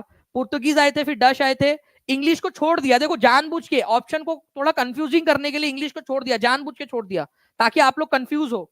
तो इंग्लिश यहाँ थे, फिर डेंस आए, फिर फ्रेंच आए, तो आंसर इसका ऑप्शन नंबर बी होगा। ऐसे ऑप्शन को आपको कंफ्यूज करने के लिए भी दिया जा सकता है, ठीक है, कंफ्यूज करने के लिए भी आप लोगों को, तो प्लीज इसको याद रखिए। अब याद रहेगा, सभी लोग एक बार कमेंट में लिख देंगे PDEDF ताकि आप लोगों को याद हो जाए, PDEDF, ठीक है, ओके। तो PDEDF ये वाला आप लोग याद रखोगे, ये आपको बताया था, देखिए यहाँ पर मैं बताया भी मैंने आपको कि जो डेनिश थे, डेनमार्क वाले लोग थे, उन लोगों ने क्या किया था 1845 में अपने जितने भी कारखाने वगैरह थे, सब कुछ था, बिजनेस, वो इंग्लिश को बेच दिया था। ये क्वेश्चन केबीसी में आया था कि किसने अपना पूरा कारोबार इंग्लैंड को बेच दिया था 1845 में और धार्मिक कार्य में लग गए, तो वो डेनमार्क के लोग थे, ठीक है। ये याद रखना आप सभी लोगों ने, ओके, PDEDF, ओके। चलिए नाउ फ्रेंड्स, इस क्वेश्चन का आंसर हर कोई बच्चा जल्दी से करेगा, और 20 में से कितना स्कोर आया वो भी कमेंट करके बता दीजिए आप सभी लोग जल्दी जल्दी से, ठीक है। 1668 में फ्रेंच लोग आए थे और 1954 के अंदर में भारत छोड़कर गए, ठीक है, सबसे पहले आए थे पुर्तगीज और सबसे लास्ट में 1961 में भारत छोड़कर गए। सबसे लास्ट में, सबसे पहले आए पुर्तगीज और सबसे लास्ट में भी गए। चलिए इस क्वेश्चन का आंसर कर लीजिए, कौन सी चीज कहां से ली है हमने। आप लोगों में से कितने लोग यहां पर मैं इस बात को कंफर्म कर सकते हैं कि ये क्वेश्चन एग्जाम में आया था आप लोगों के। भारत राज्यों का संघ है और संघ को अधिक शक्ति है, ये लीग पेपर में आया था ये वाला पॉइंट। कितने लोग कंफर्म कर सकते हैं, जल्दी बताइए, ये क्वेश्चन आया था कि नहीं आया था। ठीक है, एक आपके 6 to 8 में या फिर आई थिंक 1 to 5 के अंदर में इसमें आया था कि यूनियन जो है वो ज्यादा पावरफुल रहेगा आप लोगों का एज कंपेयर टू स्टेट्स। ठीक है, तो ये आपका कनाडा से लिया गया है ये वाला कंसेप्ट आपका। ये मैंने आपको उस समय जो 6 to 8 वाला मैंने आपको बताया ना, उसमें करवाया भी आप लोगों को ये चीज। ठीक है, तो 6 to 8 में आप लोग एक बार कंफर्म कर दीजिए कौन से वाले इसके अंदर में था। ये दोनों में से 1 to 5 में था, यहाँ पर मैं संध्या गुप्ता बता रहे हैं। ठीक है, बाकी लोग भी 1 to 5 में था सर, कोई बोल रहे 6 to 8 में था, जल्दी से आप लोग बता दीजिए। मैक्सिमम लोग 1 to 5 बोल रहे हैं। ठीक है, तो यहाँ पर मैं दोनों में से एक में तो था ये तो कंफर्म है। ठीक है, तो डी की जोड़ी 2 के साथ लगेंगी, वेरी इंपॉर्टेंट। और ये आपको बार बार बताया है, राज्य के नीति निर्देशक तत्व, इसको तो जो है फ्रेंड्स गांठ बांध के रख लीजिए। राज्य के नीति निर्देशक तत्व जो पार्ट नंबर 4 है डीपीएसपी, ये हमने लिया है आयरलैंड के संविधान से उधार, हमारे देश के संविधान के अंदर में। तो एक ही जोड़ी 3 के साथ लगेंगी, तो ये आंसर नहीं हो सकता। ठीक है, मूल अधिकार हमने कहां से लिए हैं, यूएसए से। बहुत ही इंपॉर्टेंट है, फंडामेंटल राइट वाला ये क्वेश्चन अपने आप में इंपॉर्टेंट है, टीआरई 2 में आया था ये क्वेश्चन। ठीक है, मूल अधिकार कहां से लिए, यूएसए से लिए है। तो बी की जोड़ी 2 के साथ में लगेंगी। ठीक है, बी की जोड़ी 4 के साथ लगेंगी, तो बी की जोड़ी 4 के साथ में दोनों जगह पे लगी है। संघ और राज्य में संवर्ती सूची, संवर्ती सूची भी बार बार बताया आपको, कॉन्करेंट लिस्ट, एक ऐसी सूची जिसमें केंद्र सरकार राज्य सरकार दोनों कानून बना सकती है, ऐसे विषय। तो सी की जोड़ी 1 के साथ लगेंगी। ठीक है, तो यहाँ सी की जोड़ी 1 के साथ यहाँ लगी है, और डी का मैंने आपको ऑलरेडी बता चुका हूँ। मैं और आसानी से इसको एलिमिनेट कर सकता था, बट मैं चाहता था कि आपको सारी चीजें याद हो, ये चारों की चारों चीजें याद हो। क्या मैं बिना ऑप्शन के लास्ट में ये क्वेश्चन रख दूं आप लोगों के लिए? कितने लोग चैलेंज एक्सेप्ट करते हैं कि लास्ट में बिना ऑप्शन के मैं रख दूं आप लोगों के लिए, ताकि आप लोग इसका आंसर कर सके? ठीक है, लास्ट में बिना ऑप्शन के भी मैं एक बार रखने की कोशिश करता हूं आप लोगों के लिए। ठीक है, चलिए नाउ फ्रेंड नेक्स्ट क्वेश्चन है आपका, ऑल इंडिया मुस्लिम लीग ने किस वर्ष अलग पाकिस्तान की मांग का प्रस्ताव रखा था? और इसको भी हमने देखा हुआ है बकायदा आप लोगों के लिए, ऑल इंडिया मुस्लिम लीग ने अलग पाकिस्तान की मांग का प्रस्ताव कब रखा था? ठीक है, तो इसको याद रखना है फ्रेंड्स आपने, 23 मार्च 1940 को। क्योंकि 23 मार्च को ये पाकिस्तान डे इसीलिए मनाते हैं क्योंकि लाहौर अधिवेशन हुआ था, लाहौर अधिवेशन, लाहौर। ठीक है, जो यहाँ पर में session, Indian all India Muslim league का सेशन, इसकी अध्यक्षता किसने की थी? ठीक है, यहाँ पर मैं लिख भी देता हूँ, मोहम्मद अली जिन्ना। ये भी क्वेश्चन आ सकता है कि लाहौर अधिवेशन की अध्यक्षता किसने की थी? ठीक है, उसी अधिवेशन में 1940 में, 1940 में 23 मार्च को पाकिस्तान, अलग पाकिस्तान की मांग का प्रस्ताव जो है फ्रेंड्स वो पास किया गया था। ठीक है, तो ये आप लोग याद रख लेंगे थोड़ा सा, 23 मार्च 1940 को। ठीक है, इसके बारे में मैंने और भी आप लोगों को कुछ चीजें थी जो बताया था, आप लोग यहाँ पर में देख भी सकते हो। ठीक है, पूरा का पूरा आप लोगों को बकायदा उसके बारे में जानकारी आप लोगों को दी है कि प्रस्ताव पारित कब किया गया था, ये क्वेश्चन आप लोगों से पूछा जा सकता है। ठीक है, तो हमने इसके अंदर में ये देखा था कि किसने ये प्रस्ताव रखा था। ठीक है, और इसके अलावा किसने ये प्रस्ताव लिखा था ये भी आपको बताया था मैंने। आप लोग देख सकते हो ये वाला लाहौर रिजोल्यूशन जो है आपका, इसको एम जफरुल्लाह खान ने लिखा था। ठीक है, एम जफरुल्लाह खान ने, मोहम्मद जफरुल्लाह खान ने लिखा था। इसको प्रेजेंट किसने किया था कि भाई प्रस्तुत करता हूं मैं इसको, वो किया था ए के फजलुल हक ने, जो कि उस समय में बंगाल सूबे के, ठीक है, प्रीमियर थे, प्रधानमंत्री उस समय, क्योंकि प्रीमियर वाला कंसेप्ट था उस समय में, जो चीफ मिनिस्टर जैसे बोलते हैं ना, उस समय में प्रीमियर बोलते थे, तो बंगाल सूबे के प्रीमियर थे ये। तो ए के फजलुल हक, उन्होंने इसको प्रस्तुत किया था। ठीक है, चलिए नाउ फ्रेंड्स, अगर ऐसा कुछ क्वेश्चन आ जाए आप लोगों से, तो अब आंसर क्या करोगे आप लोग? जल्दी से आप लोग कमेंट करके बताइए, क्योंकि ये आप लोगों के लिए इंपॉर्टेंट है। लाहौर प्रस्ताव किस वर्ष पारित किया गया था? ठीक है, ये क्वेश्चन आप लोग आंसर करेंगे जल्दी से, जल्दी जल्दी से बता दीजिए आप सभी लोग, ताकि आप लोग जो है इस क्वेश्चन को कर सके अच्छे से। बहुत बढ़िया।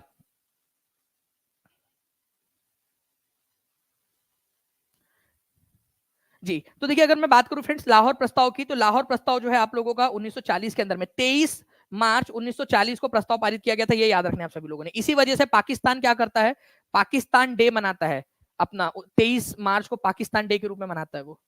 मुजफ्फरपुर बम कांड जो कि 1908 में हुआ था, अब देखिए ये वाला क्वेश्चन एग्जाम में आया था आप लोगों का। ठीक है, मुजफ्फरपुर कांड वाला है ना, वो क्वेश्चन मैं आप लोगों को दिखा दूंगा कि कब हुआ था मुजफ्फरपुर बम कांड, वो क्वेश्चन आया था। मैं आपको आंसर नहीं देने बोलूंगा, बट आप लोगों को से बस आंसर पूछ लूंगा। तो 1908 में होता, क्वेश्चन से आंसर कैसे निकाला जा सकता है, एक नंबर यहां भी मिल सकता है। कौन इससे रिलेटेड थे? सावरकर नहीं थे, खुदीराम बोस और प्रफुल्ल चाकी, इन्होंने जो है फ्रेंड्स किंग्सफोर्ड नाम के जो अधिकारी थे उन पर बम फेंका था। तो आंसर आप लोगों का यहाँ पर में more than one of the above हो जाएगा। तो प्लीज इसको याद रखेंगे आप लोग, more than one of the above, D is the correct answer. कितने लोगों ने सही आंसर दिया है? 71% लोग हैं फ्रेंड्स जिन्होंने सही आंसर दिया है। कांग्रेचुलेशन आप सभी लोगों को, ये वो बच्चे जो पेपर अच्छे से क्लियर करने वाले हैं। ठीक है, चलिए कांग्रेचुलेशन आपको, D is the correct answer. ये देखिए, ये था वो क्वेश्चन आप लोगों का। देखिए ये क्वेश्चन का answer, in which year did the Muzaffarpur bomb case happened. तो आंसर देखिए आप लोगों का, इस क्वेश्चन में जो दिया था वो इसका आंसर था। एक्चुअल क्वेश्चन, जॉब लगाने वाला, ये क्लास हो रही है आपकी पूरा पूरा आप लोगों के लिए रिसर्च करके। तो जो बच्चा लेक्चर देखेगा वो पास कर जाएगा। बस आपने क्या करना है फ्रेंड्स, पॉजिटिव लोगों के साथ में रहना है, पॉजिटिविटी को अपनाना है। निगेटिव लोग बहुत सारे आएंगे जो आपको निगेटिव जो है करेंगे, खुद पढ़ लेते हैं और दूसरों को डिमोटिवेट करके जो है ना हट जाते हैं, वो खुद पढ़ लेते हैं। ऐसे लोगों से बचना है आप सभी लोगों ने। ठीक है, तो मुजफ्फरपुर बॉम्ब केस 1908 के अंदर में हुआ था। ठीक है, खुदीराम बोस और प्रफुल्ल चाकी। अच्छा, इनमें से किसको फांसी दी गई थी, ये भी क्वेश्चन आ सकता है। प्रफुल्ल चाकी या खुदीराम बोस, एक ने आत्महत्या कर ली थी और एक को फांसी दे दी गई थी। आप लोग बताइए कि किसको फांसी दी गई थी और किसने आत्महत्या कर ली थी, है ना। एक लेवल हम लोग आगे बढ़ते, अभी एक लेवल और आगे बढ़ेंगे हम लोग। तो आप लोगों ने याद रखना है फ्रेंड्स कि दोनों ने बम फेंका था। ठीक है, जब पकड़ने की कोशिश की गई इनको, तो प्रफुल्ल चाकी जो है उन्होंने सुसाइड कर लिया था। ठीक है, इन्होंने सुसाइड कर लिया था। और खुदीराम बोस जो है, इनको फांसी की सजा दे दी गई थी, फांसी दे दी गई थी। तो ये भी आप लोग याद रखोगे। ओके, इन्होंने क्यों सुसाइड कर लिया था? ये पकड़ना, अपने आप को वो चाहते थे कि पकड़ ना पाए, ये भी चाहते थे ना पकड़े, बट इनको पकड़ लिया गया था पुलिस के द्वारा। ठीक है, चलिए, तो प्रफुल्ल चाकी ने आत्महत्या कर ली थी, ये याद रखना आपने। तो आप देख सकते हो प्रफुल्ल चाकी ने आत्महत्या कर ली थी, खुदीराम बोस जो है उनको फांसी दे दी गई थी। ठीक है, नाउ फ्रेंड एक क्वेश्चन और आप लोगों का, जल्दी से बताइए आप लोग इस पर्टिकुलर क्वेश्चन का आंसर क्या होगा। 4600 के करीब लोग जुड़ चुके हैं फ्रेंड्स, आप सभी लोगों का बहुत बहुत धन्यवाद। ठीक है, इसका श्रेय आपको जाता है सर, आप बहुत अच्छे समझे। रजनी त्रिपाठी जी, बहुत बहुत शुक्रिया आपका। वैसे मेरे पूरे बच्चों को जाता है, मेरी पूरी टीचिंग परीक्षा की जो टीम है, आप लोग है, आप लोग भी टीम है, आप लोग परिवार का हिस्सा है, आप लोगों को भी जाता है इसका पूरा का पूरा श्रेय। ठीक है, आप लोग है और आप बहुत अच्छे से पढ़ रहे हो, इसी वजह से एनर्जी आ रही है। पूरे पिछले लगभग 1 घंटे से पूरी जो एनर्जी बनी हुई है ना, ये आप लोगों की वजह से बनी हुई है। ये जो बच्चे जिन्होंने 4200 बच्चे जिन्होंने लाइक कर दिया सेशन को, जो बच्चों ने शेयर किया, जिन्होंने चैनल को सब्सक्राइब कर दिया, ये बच्चे जो एनर्जी दे रहे हैं कंटिन्यूअसली मुझे कि सर आप पढ़ाइए, हम आपके साथ है। ठीक है, और ऐसे ही सेशन लेकर आइए। तो जो बच्चे अपना यहाँ पर में कंटिन्यूअस एफर्ट्स दे रहे हैं, ठीक है, उनका भी बहुत बहुत शुक्रिया। इसका आंसर करिए आप सभी लोग, और जो बच्चा जिसको डायरेक्ट आंसर पता होगा ना, वो इसका आंसर कर पाएगा। ठीक है, तो आंसर जो है फ्रेंड्स ए लगा रहे हैं। ठीक है, जैसे मैं देख रहा हूं 1500 बच्चों ने वोट किया है यहाँ पर मैं लगभग अभी। ठीक है, और उनमें से 42% लोगों ने आंसर लगाया है ए, 26% लोगों ने लगाया है बी, 14% लोगों ने लगाया है सी, और 17% लोगों ने लगाया है डी। ठीक है, बट मैं फ्रेंड्स आपको बता दूं कि आंसर जो है ना, झारखंड राज्य का गठन कब हुआ, उपरयुक्त में से कोई नहीं, E is the correct answer है आपका। कितने लोगों ने यहाँ पर मैं आंसर लगाया है ई। ठीक है, ये भी देखते हैं ई क्यों, क्योंकि झारखंड का गठन जो हुआ था फ्रेंड्स, वो हुआ था 15 नवंबर को सन 2000 में। ठीक है, इसी वजह से इसका आंसर आपको ऑप्शन नंबर जो है वो ई हो जाएगा, क्योंकि 15 नवंबर सन 2000 कहीं पे भी दिया नहीं है आपको। ठीक है, इसी वजह से जो है यहाँ पर मैं आप लोगों का, तो जो बच्चे इसीलिए तो चाह रहा हूं मैं आपको कि कब पोल में लगाना है, कब कमेंट में आंसर करना है। आपकी जितनी बेहतर प्रिपरेशन हो सकती करेंगे। 4700 के करीब जुड़ चुके हैं, केवल 300 लोगों की जरूरत है हमारे टारगेट कंप्लीट करने में। क्या आप सभी लोग एक साथ एक एक ग्रुप के अंदर में हर एक बच्चा जो है शेयर कर सकता है, ताकि 300 बच्चों का टारगेट हम लोग कंप्लीट कर सके। लाइक भी करते रहेंगे आप सभी लोग, ताकि ऐसे ही फ्रेंड्स यहाँ पर में मुझे भी मोटिवेशन मिले, पूरी टीम को भी। ओके, तो 15 नवंबर सन 2000 को जो है अलग किया गया था, ये याद रखना है आप सभी लोगों ने। एक क्वेश्चन आपका, पूना समझौते पर हस्ताक्षर कब किए गए थे? Very very very important question. हस्ताक्षर कौन से तारीख को हुए थे, ये बताना है आप लोगों ने। टीआरई 2.0 के अंदर में आ चुका है, आगे में भी पूछे जाने की संभावना है। जल्दी जल्दी से बता दीजिए आप लोग। 2663 का आप लोगों का चैट रेट चल रहा है, बहुत ही तेजी से आप लोग आंसर कर रहे हो यहाँ पर में। बिरसा मुंडा का बर्थडे होता है 15 नवंबर को, उसको ठीक है जनजातीय गौरव दिवस के रूप में मनाते हैं। तो क्वेश्चन आ सकता है जनजातीय गौरव दिवस कब मनाया जाता है? तो जनजातीय गौरव दिवस 15 नवंबर को मनाया जाता है, बिरसा मुंडा जी के जन्मदिन के अवसर पर। और उसी तारीख को इसलिए चुना गया था झारखंड को अलग करने के लिए, ठीक है, झारखंड राज्य का निर्माण करने के लिए। तो पूना समझौते पर हस्ताक्षर किए गए थे फ्रेंड्स आप लोगों के 1932 में। तो ये तो आंसर हो ही नहीं सकता, ठीक है। तो 24 सितंबर 1932 को आंसर किए गए थे पूना की यरवड़ा जेल में। किसके किसके बीच में हुए थे हस्ताक्षर, ये जल्दी से बता दीजिए आप लोग कमेंट करके। कौन से दो लोग थे जिनके बीच में हस्ताक्षर हुए थे? वो हुए थे डॉक्टर भीमराव अंबेडकर और महात्मा गांधी के बीच में, ठीक है। महात्मा गांधी और भीमराव अंबेडकर के बीच में पूना समझौता पुणे की यरवड़ा जेल के अंदर में। अब ये क्वेश्चन बहुत ही बढ़िया है, ठीक है, सिंपलिस्टिक रखा है ताकि आपको सारी बुक्स याद हो जाए। ये सारी इंपॉर्टेंट वाली बुक्स है, आपको बताना है कौन सा वाला करेक्टली मैच नहीं है, और ये चारों आज के आज याद कर लो आप सभी लोग। मैं आप लोगों से कह रहा हूं फ्रेंड्स, चारों आज के आज याद कर लीजिए आप लोग, आप लोगों के लिए ये इंपॉर्टेंट है, ठीक है। जल्दी जल्दी से बताइए। तो अगर मैं इस पर्टिकुलर क्वेश्चन की बात करूं आप लोगों से, इनायत खान, जो हुमायूं नामा, ठीक है, मोहम्मद काजिम जहांगीर। अब ये ठीक है उल्टा सीधा हो सकता है आप लोगों का, जैसे यहाँ पर भी हुमायूं नामा और बुक में वो उल्टा सीधा हो गया, लेकिन कोई नहीं, आप इसमें बता दीजिए कौन सा वाला गलत है, ठीक है। ओके,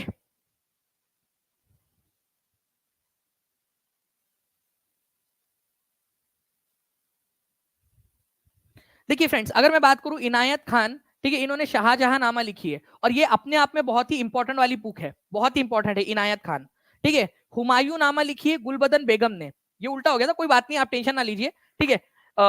ये वाला मोहम्मद काजिम ने आलमगीर नामा, इसको फ्रेंड्स एक बार, ठीक है, मैं चाहूंगा कि हर कोई बच्चा लिख दे, मोहम्मद काजिम ने आलमगीर नामा औरंगजेब के ऊपर में ये बुक लिखी है। ये क्वेश्चन आप लोगों का मल्टीपल एग्जाम्स में आ चुका है, मोहम्मद काजिम वाला आलमगीर नामा। आलमगीर किसका नाम था?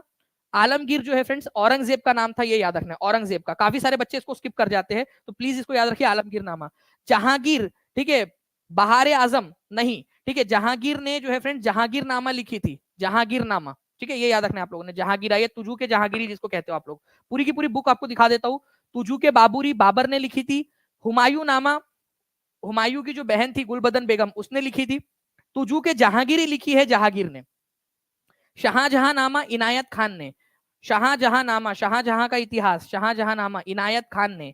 आलमगीर नामा मोहम्मद काजिम ने। ये एक एक क्वेश्चन आप लोगों को फ्रेंड्स, आप लोगों को आगे बढ़ाएगा, आप लोगों को जो है बहुत सारे लोगों से आगे बढ़ा देगा। केवल 200 लोगों की जरूरत है फ्रेंड्स यहाँ पर। मैं हम लोगों को जल्दी से हमारे जो है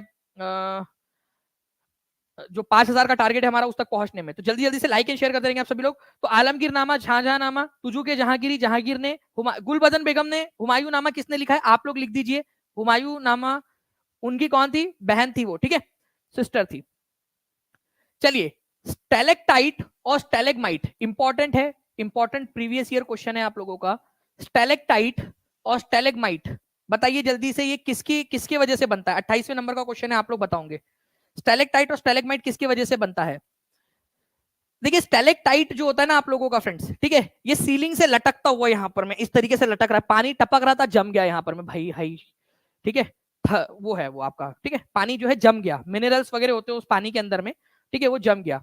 तो जो अंडरग्राउंड भूमिगत जल होता है ना, वो टिप टिप बरसा पानी, पानी ने आग नहीं लगाई, पानी ने स्टेलेक्टाइट बनाया, ठीक है, और टिप टिप बरसा पानी, टिप टिप बरसते बरसते वो स्टेलेगमाइट भी बना देता है। अब कैसे होता है ध्यान से समझना आप लोग। देखो, ये यहाँ से टपक रहा था पानी, टप टप जम गया यहाँ पर में, ठीक है, वो जम गया ऊपर में, ऐसी नोकीली जो है वो धारदार वो बना दिया उसने गुफाओं के अंदर में, पानी की वजह से होता है। और कुछ पानी टपक गया होगा तो वो टप टप टप एक के ऊपर एक जमा होते जाता है, वो जम जाता है पानी, ठीक है, इस तरीके से ये बना देता है, ठीक है, स्टेलेक्टाइट इसको कहते हैं आप लोग। ओके, ये ऊपर वाले को स्टेलेक्टाइट कहते हैं और नीचे वाले को कहते हैं स्टेलेगमाइट। ओके, तो स्टेलेक्टाइट और स्टेलेगमाइट ये क्या होती है? गुफाओं के अंदर में बनती है, भूमिगत जो गुफाएं होती है उनके अंदर में बनती है, और अंडरग्राउंड वाटर की वजह से बनती है, ये भूमिगत जल के द्वारा बनती है, इंपॉर्टेंट है। तो प्लीज इसको याद रख लीजिए आप सभी लोग, ताकि आप लोगों को हमेशा हमेशा के लिए याद रह जाए यहाँ पर में, ठीक है। चलिए, भूमिगत जो गुफाएं वगैरह होती है ना उनके अंदर में पाया जाता है ये आपका स्टेलेक्टाइट और स्टेलेगमाइट। नाउ फ्रेंड्स, 29वें नंबर का क्वेश्चन आपका, भारतीय संविधान की चौथी अनुसूची निम्नलिखित में से किससे संबंधित है? अब देखिए, चौथी, पांचवी, छठवीं, सातवीं सभी याद होनी चाहिए, और आपको टीचिंग परीक्षा के यूट्यूब चैनल पर सारी की सारी अनुसूचियां याद करवाया है, और पेड कोर्स में पूरा एक स्पेशल लेक्चर है आप लोगों का अलग से उसके अंदर में अनुसूचियों के ऊपर में, ठीक है। आपका इंपॉर्टेंट कंसेप्ट ऑफ पॉलिटी करके एक पूरा लेक्चर था, आई थिंक शायद 2 घंटे का या 3 घंटे का लेक्चर था, वो पूरा का पूरा उसके अंदर में आपको करवाया है मैंने, उसमें सारे के सारे पार्ट्स और ये आपके। तो आपका, ठीक है, राज्यसभा में कितनी सीटें रहेगी, ठीक है, राज्यसभा में कितनी सीटें रहेगी अलग अलग राज्यों की, ये आप लोगों का दिया हुआ है आपके, ठीक है, चौथी अनुसूची में। अच्छा चलो, चौथी अनुसूची के अनुसार, चौथी अनुसूची के अनुसार बिहार में राज्यसभा की कितनी सीटें? बिहार में राज्यसभा की कितनी सीटें? और ये चौथी अनुसूची के अनुसार है, आंसर है आप लोगों का, बताएंगे जल्दी से। चौथी अनुसूची के अनुसार बिहार में राज्यसभा की कितनी सीटें हैं? तो बिहार के अंदर में राज्यसभा की है फ्रेंड्स आप लोगों की 16 सीटें, ठीक है। अच्छा, यूपी की कितनी सीटें हैं जिसमें सबसे ज्यादा सीटें आप लोगों की? अरे कुछ लोग 40 जो लगा रहे हैं ना वो लोकसभा की लगा दे रहे, मैं राज्यसभा की पूछ रहा हूँ। आप लोग बताइए यूपी में कितनी सीटें हैं, यूपी के अंदर में, ये भी आप लोग बता देंगे। और मैं आपको बता दूं एस्टेट के एक शिफ्ट के अंदर में यूपी और बिहार का डिफरेंस पूछा था, वो आप लोग बता दोगे, यूपी और बिहार का। तो यहाँ पर में 31 है, बताइए दोनों के बीच का डिफरेंस कितना है। ठीक है, चलिए 80 जो बोल रहे हैं वो लोकसभा वाला बता रहे हैं, मैं आपसे राज्यसभा का पूछ रहा हूँ, क्योंकि चौथी अनुसूची में अलग अलग राज्यों में कितनी राज्यसभा की सीटें हैं उनका विवरण दिया गया है आप लोगों का। ठीक है, चलिए तो B is the correct answer. Okay, चलिए तो पहली अनुसूची में क्या है, दूसरी में क्या है, पूरा आपको दिया गया। पहली अनुसूची में राज्य और केंद्र शासित प्रदेश जो है भारत के, उनके नाम और उनकी सीमाएं दी गई है। दूसरी में वेतन भत्ते पेंशन, किसको कितना पैसा मिलेगा वो दिया गया है। तीसरी में शपथ, अगर आप राष्ट्रपति बनोगे तो क्या शपथ लोगे, अगर आप सांसद बनोगे तो क्या शपथ लोगे वो। और चौथी अनुसूची जो है आप लोगों की, इसमें दिया है राज्यसभा की सीटों का आवंटन। पांचवी और छठवीं, ध्यान से समझना, पांचवी अनुसूची पूछा था कि नहीं पूछा था एग्जाम के अंदर में आप लोगों से। पांचवी अनुसूची में दिया है अनुसूचित जनजाति जो है उनका प्रशासन, अनुसूचित जनजाति जो है, जहां जहां अनुसूचित जनजाति रहती है, आदिवासी लोग रहते हैं, उनका प्रशासन कैसे चलेगा। और जो छठवीं अनुसूची है वो भी अनुसूचित जनजाति से रिलेटेड है, लेकिन उसमें स्पेशली आसाम, मेघालय, त्रिपुरा और मिजोरम की जो अनुसूचित जनजाति है वो आती है। ये पूरे देश भर के जो अलग अलग 10 राज्यों के अंदर में दिया गया है ना अनुसूचित जनजाति क्षेत्र, उनके प्रशासन की बात करता है कि उनको अलग थोड़ा स्पेशल प्रोविजन दिया जाएगा। लेकिन अगर अनुसूचित जनजाति आसाम, मेघालय, त्रिपुरा या मिजोरम में रहती है तो उनके लिए अलग प्रावधान है, उनको कुछ और एक्स्ट्रा प्रोविजन दिए गए वो छठवीं अनुसूची में। ध्यान से समझना मेरी बात को, पांचवी और छठवीं अनुसूची दोनों अनुसूचित जनजाति से रिलेटेड है दोनों। ये अनुसूचित जनजाति ओवरऑल पूरे देश के लिए है, ठीक है, पांचवें नंबर वाला। छठवें नंबर वाला कौन से 4 राज्यों के लिए है ये आप लोग मेरे को कमेंट करके बताइए, जल्दी से जल्दी से बताइए कि छठवीं अनुसूची में कौन से राज्यों के अनुसूचित जनजाति के क्षेत्रों के एडमिनिस्ट्रेशन से रिलेटेड प्रावधान किए गए। छठवीं अनुसूची में अनुसूचित जाति के कौन कौन से राज्यों की अनुसूचित जनजाति के लिए स्पेशल प्रोविजन किए गए, ये बहुत इंपॉर्टेंट है। ठीक है, जल्दी जल्दी से बताइए आप सभी लोग, इंपॉर्टेंट पॉइंट है आप लोगों का। ठीक है, तो असम, मेघालय, त्रिपुरा, मिजोरम छठवीं अनुसूची के अंदर में इंपॉर्टेंट पॉइंट है आप लोगों का फ्रेंड्स। ठीक है, और आप लोगों के लिए देखिए पूरा का पूरा जो है यहाँ पर में ये दिया हुआ है। आपको बता दूं फ्रेंड्स की टीचिंग परीक्षा का जो ऐप है उस पर आपको पीडीएफ भी मिल जाएंगी पूरी की पूरी। ऐप पर चली जाइए और किसी भी कोर्स में चले जाइए, आप लोग किसी भी कोर्स में चले जाइए, फ्री में आप लोगों को जो है फ्रेंड्स ये पीडीएफ मिल जाएंगी, वहां पर में ओपन रखा जाएगा, फ्री में पीडीएफ आप लोगों को मिल जाएंगी ऐप के ऊपर में। तो टीचिंग परीक्षा का ऐप डाउनलोड कर लेना है जिन लोगों ने नहीं किया है। ठीक है, आप लोग टीचिंग परीक्षा के आप लोग गूगल प्ले स्टोर से डाउनलोड कर सकते हो ऐप को। कोई भी कोर्स में चले जाइए, बीपीएससी वाले, टीआरई 3.0 वगैरह या कोई भी रिवीजन किसी में भी, उसमें सब में डाल देंगे अपन लोग। ठीक है, 30वें नंबर का क्वेश्चन, मुक्ति जो है मुस्लिम लीग द्वारा किस तिथि को मुक्ति दिवस मनाया गया था, बता दीजिए जल्दी से। मुक्ति दिवस कौन सी जो है इसको मनाया गया था, मुक्ति दिवस। ठीक है, डे ऑफ डिलीवरेंस। और ये क्यों बनाया, बेगानी शादी में अब्दुल्ला दीवाना। आपको बताया था मैंने कि 1937 के अंदर में चुनाव हुए थे, ठीक है, जिसमें से 8 राज्य में कांग्रेस की सरकार बनी थी। कांग्रेस की 8 राज्य या प्रांतों में कांग्रेस की सरकारें बनी थी उस समय में जो चुनाव हुए थे उसमें। ठीक है, ये सरकारों ने इस्तीफा दे दिया था, रिजाइन कर दिया था। कब, ठीक है, 28 महीनों बाद, 28 महीनों मंथ के बाद में रिजाइन कर दिया। क्यों, क्योंकि वर्ल्ड वॉर 2 में भारत को जबरदस्ती डाल दिया गया था कि भारत वर्ल्ड वॉर 2 लड़ेगा, हमारा कोई लेना नहीं देना नहीं, वर्ल्ड वॉर 2 में हम लड़ाई करेंगे, जबरदस्ती डाल दिया तो रिजाइन कर दिया। उस खुशी में मुक्ति दिवस मनाया था मुस्लिम लीग ने 22 दिसंबर को। ठीक है, बट वो तारीख वो कौन सा था आपका, तो 22 दिसंबर 1939 को जो है फ्रेंड्स मुक्ति दिवस मनाया था, ये याद रखना है, day of deliverance Muslim league के द्वारा, कि कांग्रेस से मुक्त हो गया देश ऐसा बोलकर। ठीक है, तो मुस्लिम लीग ने डे ऑफ डिलीवरेंस मुक्ति दिवस मनाया था कि मुस्लिम जो जो कांग्रेस की मिनिस्ट्रीज है उन्होंने रिजाइन कर दिया। ठीक है भाई, उन्होंने रिजाइन किया, इधर क्या खुशी हो रही दूसरी पार्टी को। तो 22 दिसंबर 1939। अच्छा, इन्होंने पाकिस्तान डे कब मनाते हैं ये लोग, 23, ठीक है, 23 मार्च को मनाते हैं। ठीक है, मार्च को, क्यों, क्योंकि 1940 में लाहौर अधिवेशन के अंदर में पाकिस्तान का वो प्रस्ताव पारित हुआ था, है ना। देखो आप लोग कितना तरीके से हम लोग लिंक कर करके पढ़ रहे हैं, अच्छे से सारी की सारी चीजें याद करने की कोशिश कर रहे हैं हम लोग। ओके, नेक्स्ट, तो ए इज द करेक्ट आंसर। आप ये देख सकते हो मोहम्मद अली जिन्ना ने इसको लीड किया था। अच्छा, इस क्वेश्चन का आंसर जिसने लगा डाला उसकी लाइफ झिंगा लाला। ठीक है, चलिए एक जस्ट अ सेकेंड फ्रेंड्स, मैं यहाँ पर मैं एक छोटा सा मतलब यहाँ पर मैं है ना चेंज करना चाहूंगा, जस्ट अ सेकेंड। चलिए अब आप लोग आंसर कीजिए, ठीक है। आपको बताना है कि match the animals carved on the Sarnath pillar with their corresponding cardinal direction, ठीक है, आपको मैच करना है। और कल ही इसकी ट्रिक बताया था मैंने आप लोगों को, ठीक है, इसकी ट्रिक बताया था मैंने आप लोगों को इसकी। 31वें नंबर का क्वेश्चन है और 30 में से कितने लोगों के कम से कम 25 क्वेश्चन सही हुए हैं वो भी कमेंट करके बता देंगे। अभी अब तक कितने लोग हैं जिनके 25 क्वेश्चन लगभग सही हो चुके हैं, बता दीजिए जल्दी जल्दी से। और ट्रिक याद होंगी अगर तो ट्रिक को भी बताते जाएंगे, लिखते जाइए जो जो ट्रिक आपको याद आ रही है। और जैसे मैं यहां पर मैं देख रहा हूं, यहां पर मैं ओके कंटिन्यूअसली लोग आंसर कर रहे हैं फ्रेंड्स, और पहली बार ऐसा हो रहा है कि 90% से ज्यादा लोगों का यहाँ पर में सही आंसर अब तक आया है। होपफुली आगे में भी सही आंसर आएगा यहाँ, 90% से ज्यादा याद हो गया है मतलब आपको, ठीक है। पश्चिम के देश जो है वो घोड़े की रफ्तार से दौड़ रहे हैं, तो हमने याद किया था कि पश्चिम की तरफ में घोड़ा देख रहा है, ऐसा याद कर लिया था हमने, बनाया ट्रिक, ठीक है ठीक है। ईस्ट जो है वो हमको बैल समझते, ईस्टर्न लोगों को, हम पूरब में रहते हैं ना, पूरब साइड में हम लोग, तो हमको बुल समझते, बैल समझते, लोग सांड समझते, बट है नहीं हम लोग। तो ईस्ट की तरफ में बुल देख रहा है, साउथ में लायन पाए जाते हैं तो लायन, ठीक है। और साउथ में जो है एलिफेंट पाए जाते हैं सबसे ज्यादा, तो एलिफेंट साउथ की तरफ में देख रहे हैं। और नॉर्थ इंडिया वाले लोग अपने आप को लायन समझते हैं, तो शेर, ठीक है। तो आंसर इसका ऑप्शन नंबर ए हो जाएगा, ठीक है, 31वें नंबर का। और फ्रेंड्स यहाँ पर मैं अब तक जो आंसर आए हैं उसके अनुसार लगभग लगभग जो है क्लोज टू 90% जो लोग हैं फ्रेंड्स, 88% से ज्यादा लोग जो है उन्होंने सही आंसर किया है। जिन्होंने भी सही आंसर किया हाथ ऊपर कर देंगे, और अब ट्रिक याद हो गई, अब कभी भूलेंगे नहीं, वो बता देंगे मुझे कमेंट करके कि सर अब कभी नहीं भूलेंगे ये ट्रिक, ठीक है। तो ए इज द करेक्ट आंसर। आप देख सकते हो सारनाथ स्तंभ में 4 जानवर 4 अलग अलग दिशाओं में देख रहे हैं, ठीक है। और 4 दिशाएं कौन कौन सी है ये भी हम लोगों ने देख लिया है यहाँ पर में, ओके। चलिए नेक्स्ट क्वेश्चन फ्रेंड्स, एक बहुत ही इंपॉर्टेंट वाला question, very very very important question. जल्दी बताइए आप लोग इसका आंसर क्या होगा। भारतीय सर्वेक्षण विभाग, सर्वे ऑफ इंडिया का हेडक्वार्टर कहां पर में है, ठीक है। और मैं आप लोगों को बता दूं फ्रेंड्स कि ये आप लोगों को ऑलरेडी ये आपका आया था कि भारतीय सर्वेक्षण विभाग जो है, सर्वे ऑफ इंडिया की स्थापना कब की गई थी, स्थापना स्थापना वर्ष पूछा था आप लोगों से, ठीक है। अगर याद आ रहा है तो प्लीज वो भी कमेंट कर दीजिए, पढ़ाया हुआ है आप लोगों को, जल्दी जल्दी से आंसर कर देंगे आप लोग। तो आंसर क्या हो जाएगा इस पर्टिकुलर क्वेश्चन का, भारतीय सर्वेक्षण विभाग का हेडक्वार्टर कहाँ है, देहरादून के अंदर में, ठीक है। Option number C is the correct answer. अब ध्यान से देखिए आप सभी लोग friends, C is the correct answer आप लोगों का। सर्वे ऑफ इंडिया टीचिंग परीक्षा की बीपीएससी टीआरई का जो पेड कोर्स है उसमें ऑलरेडी आपको बताया था, इसकी स्थापना 1767 में हुई थी, और उत्तराखंड देहरादून के अंदर में इसका हेडक्वार्टर स्थित है आपका, ठीक है। ये आपको पढ़ाया था और इससे रिलेटेड क्वेश्चन आया भी आपका टीआरई जो लीक पेपर था उसमें। तो 1767 इसको याद रख लेंगे आप सभी लोग, आई होप आप सभी ने आंसर कर दिया होगा। देहरादून में इसका हेडक्वार्टर है, ये आप देख सकते हो, देहरादून के अंदर में उत्तराखंड में इसका हेडक्वार्टर है, ठीक है। चलिए नेक्स्ट क्वेश्चन की तरफ में आगे बढ़ने से पहले आप लोगों को फिर से एक बार दिखा देना चाहूंगा वो स्लाइड।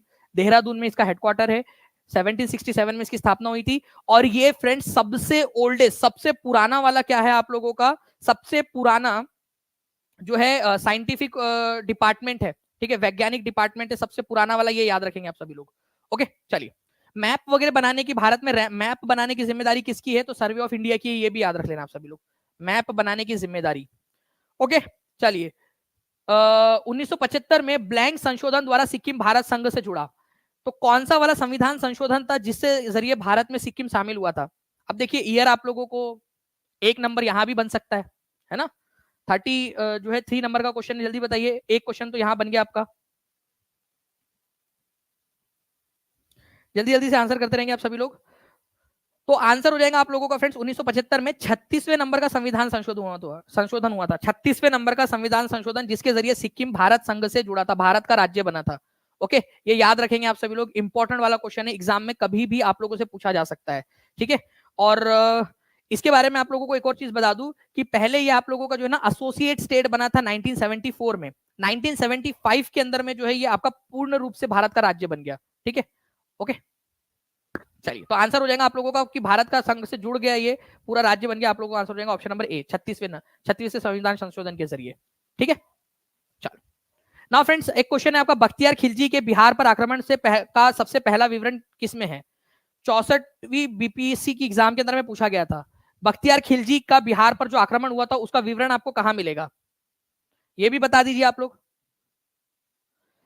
बिहार पर बख्तियार खिलजी ने आक्रमण किया था, ये आपको मिलता है तबाकत नासिरी में। चलो राइटर बताओ, इसके लेखक कौन है, ये आपको बार बार बताया हुआ है, ठीक है, बार बार आपको याद करवाया हुआ है, ताकि ऐसे जब एग्जाम में क्वेश्चन आता है तो आप लोग सॉल्व कर सके। तो बख्तियार खिलजी ने आक्रमण किया था, मिनहाज ए सिराज ने लिखा है, मिनहाज, ठीक है, मिनहाज ए सिराज की जो पुस्तक है तबाकत नासिरी, उसमें आपको ये उल्लेख मिलता है। बी जो करेक्ट आंसर आप लोगों का फ्रेंड्स, बी हो जाएगा यहाँ पर में, तो इसको बी कर लेंगे आप सभी लोग, ठीक है, जितने भी लोग हैं बी कर लीजिए, इसका इस क्वेश्चन को आप लोग करेक्शन कर लेंगे यहाँ पर में, ठीक है, वो एनिमेशन के अंदर में ये लगा हुआ है, B is the correct answer, ठीक है। तो प्लीज इसको याद रखेंगे। और तबाकत नासिरी के अंदर में मिनहाज सिराज जो है फ्रेंड्स, आप लोग देख सकते हो, तबाकत नासिरी के अंदर में मिनहाज सिराज जो है उन्होंने इसका उल्लेख किया है, पर्शियन भाषा में लिखी है ये पुस्तक तबाकत नासिरी, ओके। तो ये इंपॉर्टेंट है। जल्दी जल्दी से फ्रेंड्स सेशन को लाइक एंड शेयर भी करते रहेंगे। और मैं आप लोगों को आगे बता दूं, आपका आगे का क्वेश्चन की तरफ में हम लोग आगे बढ़े उससे पहले एक बार फिर से आपको बताना चाहूंगा कि जितने भी लोग जुड़े हुए हैं, जो टीचिंग परीक्षा का प्रीमियम जो कंटेंट है, ठीक है, ऐप के ऊपर में, अगर आप लोग उसको एक्सेस करना चाहते हो तो ईद, ठीक है, 2024 ये जो कोड है फ्रेंड्स, ये आप लोग जब चेकआउट करोगे ना, जब आप लोग वहां पर में आप लोग लगा सकते हो, वहां पर में आपको ऑप्शन मिल जाएगा ईद 2024 कंटिन्यूएशन में फ्लैट 50% ऑफ आप लोगों को मिल जाएगा, फ्लैट 50%, ठीक है, ऑफ आप लोगों को यहाँ पर में मिल जाएगा जितने भी कोर्सेस है। तो आप लोग 9697, ठीक है, 888 444 इस नंबर पे कॉल कर सकते हो, या फिर आप लोग 76 जो है आपका 7611101101 इस पे कॉल या व्हाट्सएप कर लीजिए, कॉल कर लीजिए या व्हाट्सएप कर लीजिए, टीम आपकी मदद कर देंगी इसके ऊपर में, या फिर ऐप पर डायरेक्टली जाकर भी आप लोग कर सकते हो फ्रेंड्स, बहुत ही आसान है। इंडिगो रिवोल्ट को किसने लीड किया था, 35वें नंबर का क्वेश्चन है, ठीक है। इंडिगो विद्रोह का नेता कौन था, इंडिगो रिवोल्ट कौन से साल हुआ था, DSSB में आया था, ईयर DSSB, ठीक है, आया हुआ क्वेश्चन है आपका, ईयर आप लोग बता देंगे, तो ईयर आप लोगों को हो जाएगा 1859, ओके। और यहां पर मैं इसको लीड किया था दिगंबर बिश्वास और विष्णु विश्वास ने। नादिया जिला है बिहार का, बंगाल का, जहां पर में ये आंदोलन हुआ था आपका, नादिया जिले के अंदर में, ठीक है। चौगाचा करके एक गांव था, वहां पर में विष्णु चरण विश्वास और दिगंबर विश्वास ने, ठीक है, 1859 में ये आंदोलन चालू किया था, ये आप देख सकते हो नादिया जिले में, दिख रहा है आप लोग, नादिया जिला, ठीक है आपका, वहां पर में एक गांव है चौगाचा गांव, जहां से ये आंदोलन शुरू हुआ था। विष्णु चरण विश्वास और दिगंबर विश्वास, इन्होंने 1859 के अंदर में ये आंदोलन शुरू किया था बगान मालिकों के खिलाफ, नील उगाने के लिए जो उनको कंपल्शन किया जा रहा था उसके अगेंस्ट में, ठीक है। चलिए नाउ फ्रेंड्स आगे बढ़ते हैं हम लोग, सभी लोग जल्दी से इस क्वेश्चन की तरफ में। 36 नंबर का क्वेश्चन है, मैक्सिको, ठीक। अच्छा ये क्वेश्चन जो है फ्रेंड्स आप लोगों को ना, मैंने जैसे आप लोगों को पिछले बार भी इसको बिना ऑप्शन के करवाया था, चलिए ना एक बार यहां पर मैं फिर से कोशिश करते हैं। अगर आपने सारे ऑप्शन सही लगाए तो एक नंबर अपने खाते में गिन लेना, मंजूर है। कुछ तूफानी करते हैं, कुछ बड़ा करते हैं यहां पर में, ठीक है, ताकि एग्जाम वाला क्वेश्चन पेपर आपको आसान लगे, ओके। चलिए बताइए, Mexico, Brazil, Malaysia, Venezuela, central Africa, Vietnam, कहां पर में क्या बोला जाता है, और सारे ऑप्शन आप लोग सही लगाओगे तभी एक नंबर अपने गिनना। ए वन की जोड़ी, ठीक है, मैं लिखते जाता हूं, आप लोग मेरे साथ में लिखते जाइए, वन की जोड़ी किसके साथ में लगेंगी, ठीक है। मैक्सिको या सेंट्रल अमेरिका में इसको मिल्पा कहा जाता है, मिल्पा, ठीक है, मिल्पा। अगर सही है तो आप कर लीजिए, नहीं तो अदरवाइज अपने आपको करेक्शन करते जाइए आप लोग, ताकि आपको याद हो जाए। ई के साथ में लगेंगे, ऐसा लिख देता हूं ना मैं आप लोगों का, ई के साथ में, ठीक है। ब्राजील में रोका कहा जाता है, तो 2 की जोड़ी सी के साथ लगेंगी आप लोगों की। मलेशिया और इंडोनेशिया में लदांग कहा जाता है, तो 3 की जोड़ी जो है वो बी के साथ लगेंगी आप लोगों की, ठीक है। वेनेजुएला में इसको कोनुको कहा जाता है, ठीक है, तो 4 की जोड़ी जो है वो डी के साथ में लगेंगी, वेनेजुएला कोनुको, ठीक है। सेंट्रल अफ्रीका में इसको मासोले या मासोल कहा जाता है, तो 5 की जोड़ी मध्य अफ्रीका के अंदर में, ठीक है, एक ही साथ में लगेंगे, मासोल या फिर मासोले, जो भी आप लोग इसको प्रोनाउंसिएट करना चाहो, ठीक है। और छठवा जो है आपका वियतनाम, वियतनाम में इसको कहा जाता है रे, तो एफ के साथ लगेंगी। कितने लोगों ने सही लगाया है यहाँ पर मैं जल्दी से बता दीजिए, और नहीं भी किया है, ठीक है, जो गलत हुआ होगा आप लोगों का उसको आप कमेंट में लिख दो एक बार, ताकि आपको अब अगले बार से याद हो जाए, ठीक है। आप लोगों के लिए ही, आपकी भलाई के लिए बोल रहा हूँ फ्रेंड्स, जो अपने चाहता है ना कि उसको याद रहे एग्जाम में, ठीक है, तो इस तरीके से आप लोग कर लीजिए एक्टिविटी, ओके। जिन लोगों का सही था वो हाथ ऊपर करके बता देंगे, और बाकी जो है फ्रेंड्स आप लोग यहाँ पर में इसको देख लीजिए आप सभी लोग, ठीक है, बहुत बढ़िया, बढ़िया तरीके से आप लोग पढ़ रहे हो फ्रेंड्स। और ऐसे पढ़ाने में ना मेरे को मजा आ रही है, मुझे लग रहा है कि और आप लोगों के लिए ऐसे बड़े बड़े सेशंस लेने चाहिए, ठीक है, और टेस्ट वगैरह भी आप लोगों के लिए जरूर लेंगे, ठीक है। आप लोग बहुत अच्छे से पढ़ रहे हो, तो आपके लिए पूरा का पूरा ये ऑलरेडी जो है फ्रेंड्स आपके ऐप के अंदर में डाल दिया गया है, आप लोग इसको प्लीज पढ़ सकते हो, वहां से भी पूरा आपके ऐप में डाल दिया गया है आप लोगों के, ठीक है, टीचिंग परीक्षा के ऐप के ऊपर में ये भी पूरी लिस्ट आपके लिए डाल दी गई है टीचिंग परीक्षा के ऐप में। 37वें नंबर का क्वेश्चन, बाल गंगाधर तिलक ने निम्नलिखित में से कौन सी पुस्तक लिखी है, Arctic home in the Vedas, the Orion, Gita Rahasya, जल्दी से बताइए आप सभी लोग, इस क्वेश्चन का आंसर क्या होगा।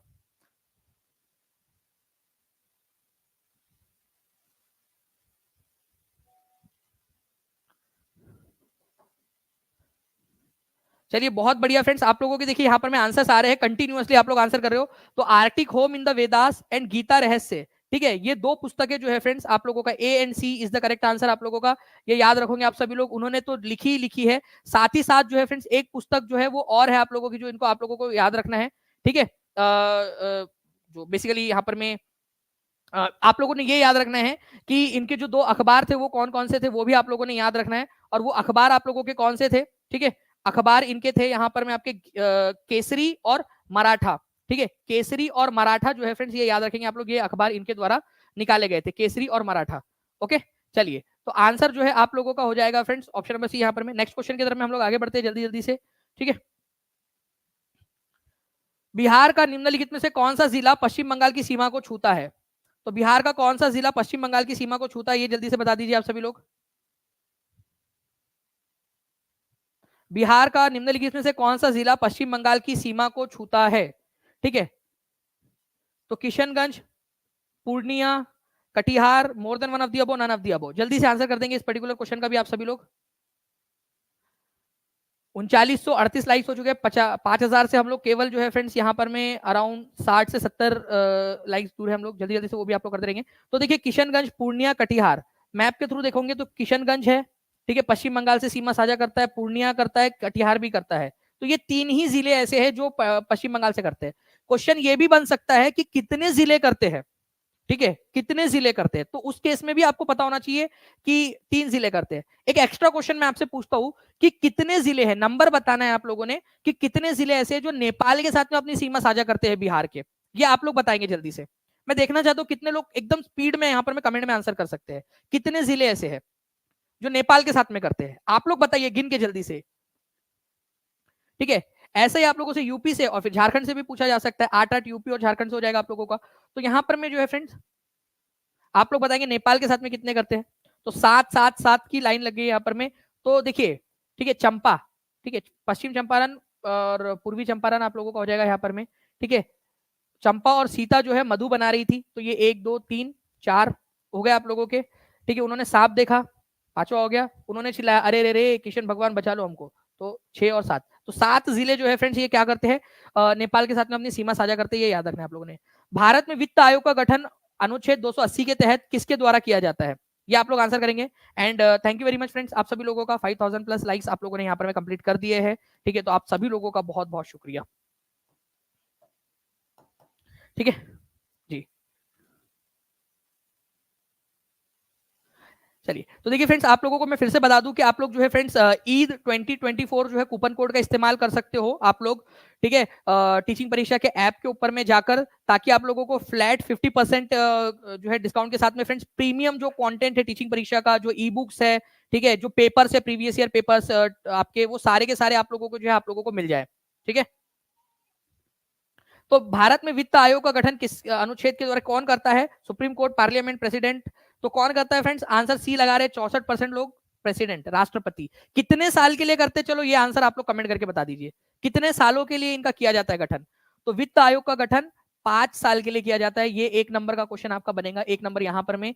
और अभी 16वां जो वित्त आयोग बना है, 16th फाइनेंस कमीशन, आप बताइए कि 16th फाइनेंस कमीशन का गठन जो किया गया उसके अध्यक्ष कौन है, ये आप लोग मुझे को कमेंट करके बताएंगे जल्दी जल्दी से। ठीक है, फटाफट फटाफट आप लोगों ने आंसर करना है। वेरी गुड, ओके, तो सी इज द करेक्ट आंसर। भारतीय संविधान का कौन सा अनुच्छेद अंतरराज्यीय परिषद की स्थापना का प्रावधान करता है? ठीक है, इंटर स्टेट काउंसिल, ये बता दीजिए जल्दी जल्दी से आप लोग। इंटर स्टेट काउंसिल का प्रावधान करता है, इंटर स्टेट काउंसिल, अंतरराज्यीय परिषद का। जी, कैसे कर सकते हैं आप लोग ऐप डाउनलोड, जो पूछ रहे हैं मैं आपको बता दूं कि सिंपल सा है, टीचिंग परीक्षा का ऐप आप लोग जो है गूगल प्ले स्टोर पे चले जाइए, वहां से आप डाउनलोड कर सकते हो। और टीचिंग परीक्षा का टेलीग्राम ग्रुप भी जरूर ज्वाइन कर लेना आप लोगों ने, ताकि वहां भी जो इन्फॉर्मेशन है वो आपको मिलती रहे। एक फॉर्म भी है नीचे में, ठीक है, वो भी आप लोग एक्सेस कर सकते हो, वहां से भी आप लोगों को मिल जाएगा। ठीक है, तो आंसर जो है अंतरराज्य परिषद जो है फ्रेंड्स आप लोगों का हो जाएगा article number 263, inter state council. इसकी स्थापना कौन करता है इंटर स्टेट काउंसिल की? ये करते हैं फ्रेंड्स भारत के राष्ट्रपति इसकी स्थापना करते हैं। बट इसका अध्यक्ष कौन होता है, दोनों क्वेश्चन आ चुके हैं। इंटर स्टेट काउंसिल बनती है अंतरराज्य परिषद, राज्यों और केंद्र के बीच में जो है समन्वय स्थापित करने के लिए, कोऑर्डिनेशन बनाने के लिए। स्थापना करते हैं राष्ट्रपति, लेकिन अध्यक्षता कौन करता है? अध्यक्षता करते हैं, ठीक है, आप लोगों का प्रधानमंत्री। ओके, ये याद रखेंगे आप सभी लोग, ए इज द करेक्ट आंसर। अब कुछ धमाकेदार तरीके से फ्रेंड्स कुछ क्वेश्चन के आप लोग आंसर एकदम स्पीड में करोगे क्या? ठीक है, एक क्वेश्चन मैं आप लोगों के लिए रिवीजन के तौर पर मैं आप लोगों से करवाना चाहूंगा यहाँ पर मैं, ठीक है। तो आप लोग प्लीज जल्दी जल्दी से मेरे को बता दीजिए यहाँ पर मैं कुछ क्वेश्चन रिवीजन के तौर पर जल्दी से आप लोग जो है इसका लगाइए कि किसकी जोड़ी किसके साथ में लगेंगी, और 40 में से कितना स्कोर आया वो भी बता देंगे आप लोग मुझे, ठीक है। 40 में से कितना स्कोर आया वो भी आप लोग मेरे को कमेंट करके बता देंगे। और आप लोग जो है फ्रेंड्स कूपन कोड का इस्तेमाल कर सकते हो, ठीक है, ईद 50 का। मैं आपको तब तक ये भी बता देता हूँ कि कैसे आप लोग जो है फ्रेंड्स इसको कर सकते हो, इसका इस्तेमाल, ठीक है। आप ये बताइए कि कितने दिनों तक अगर कोई एक सांसद, ठीक है, अब्सेंट रहता है, ठीक है, संसद से, तो उसको निष्कासित कर दिया जाता है। कितने दिनों के लिए, अगर वो कितने दिनों तक वो रहता है संसद से एब्सेंट, तो उसको निष्कासित किया जा सकता है, ये आप लोग मुझे बता देंगे, ठीक है। देखिए फ्रेंड, टीचिंग परीक्षा का जो यूट्यूब चैनल है आप लोग यहाँ पर मैं देख सकते हो, जैसे आप लोग यहाँ पर मैं देख रहे हो, और ये आप लोगों के कमेंट्स भी चल रहे हैं नीचे में, ठीक है। यहाँ पर मैं आपके देखिए नीचे में ही जस्ट आप लोगों का जो है ना आपका डिस्क्रिप्शन बॉक्स और आपका पिन कमेंट में भी आपको मिल जाएगा। यहाँ पर मैं आप लोग देखिए ये टीचिंग परीक्षा के ऊपर में लिंक के ऊपर में जैसे आप क्लिक करोगे, यहाँ पर मैं आप देखिए डिस्क्रिप्शन में इस पर क्लिक करोगे, यहाँ पर मैं आपको सारे के सारे कोर्सेस आपको मिल जाएंगे, सीटेट के, बिहार प्रधान शिक्षक भर्ती के, टीआरई 3 के, ओके, इवन टीआरई 3 की रिवीजन बैचेस के, टीआरई 4 के सारे कोर्सेज आपको मिल जाएंगे। जिस भी कोर्स के ऊपर में आप लोग जाना चाहते हो, ठीक है, मान लीजिए कि टीआरई जो है आप लोग यहाँ पर में 4 के अंदर में पीआरटी पे जाना चाहते हो, तो आप लोग यहाँ पर में जा सकते हो, और आप यहाँ देखोगे कि आपका जो है ऑफर लगा हुआ है, और ऑफर में 50.03% जो है आपका बिल्कुल फ्लैट ऑफ हो चुका है यहाँ पर में, और आप जो है इसको बहुत ही कम दाम के अंदर में पूरा जब तक आपकी एग्जाम नहीं हो जाती तब तक की वैलिडिटी के साथ में आप ले सकते हो। अगर टीआरई 3 के लिए आप लोग देखोगे, टीआरई 3 तक की वैलिडिटी रहेगी इसकी, जब तक आपकी एग्जाम नहीं हो जाती तब तक के लिए, वो भी आप लोग यहाँ पर में देख सकते हो फ्रेंड्स, ठीक है, टीआरई 3 के लिए। लेकिन ये रहेगा कि टीआरई 3 की वैलिडिटी तक रहेगा 799 रुपीज में, बहुत ही कम दाम के अंदर में आप लोग इसको एक्सेस कर पाओगे, ठीक है। तो जितने भी लोग हैं वो चाहे तो इसको फ्रेंड्स एक्सेस कर सकते हैं। आपका 40 में से स्कोर कितना आया वो आप लोग मुझे बता दीजिए, और साथ ही साथ कुछ और भी क्वेश्चंस है, इसके भी आंसर आप लोग करते रहेंगे। आप लोगों को बताना, इलेक्शन जो कमीशन है उसने क्या किया, इलेक्शन के समय में photo ID card, election photo ID card कब लागू किया था, इलेक्शन फोटो आईडी कार्ड, जिसको आप लोग एपिक के नाम से भी जानते हो, मैंने आपको प्रॉपरली बताया था, इससे रिलेटेड क्वेश्चन एस्टेट में और जो है आपके टीआरई में दोनों में आ चुका है, एपिक, ठीक है। ये भी आप बता देंगे, मैं देख रहा हूँ फ्रेंड्स काफी सारे लोग सही आंसर कर रहे हैं। और ये भी बता दीजिए 40 में से आप लोगों का स्कोर कितना आया है, ठीक है, 40 में से स्कोर कितना है, और कितने लोग हैं जो चाहते हैं कि और भी इस तरीके के सेशंस हो, और भी बहुत सारे सेशंस हो, तो वो जरूर बता देंगे। जिन्होंने अब तक चैनल को सब्सक्राइब नहीं किया फ्रेंड्स, चैनल को सब्सक्राइब करके बेल आइकन जरूर दबा दीजिए, और जहां जहां शेयर कर सकते हो सेशन को शेयर जरूर कर दीजिएगा, ताकि और भी बहुत सारे लोग जो है हमारे साथ में यहाँ पर में जुड़ सके, और ऐसे ही आप लोगों के लिए धमाकेदार सेशन हम लोग कंडक्ट कर सके। ओके, चलो, thank you very much friends, take care and bye, God bless you all. और अच्छे से पढ़ाई कीजिए, मेहनत कीजिए फ्रेंड्स, मेहनत का कोई पर्याय नहीं होता है। और अगर आप लोगों को लग रहा है कि पूरा 1.5 घंटा अच्छे से मैंने आप लोगों के लिए पूरा जो है फ्रेंड्स लगभग 1.5 घंटा आप लोगों के लिए पूरी जान लगा दिए, पूरा एनर्जी के साथ में सेशन लिया है, तो सेशन को शेयर जरूर कर देना फ्रेंड्स। ओके, चलो, thank you friends, bye, God bless you all, thank you.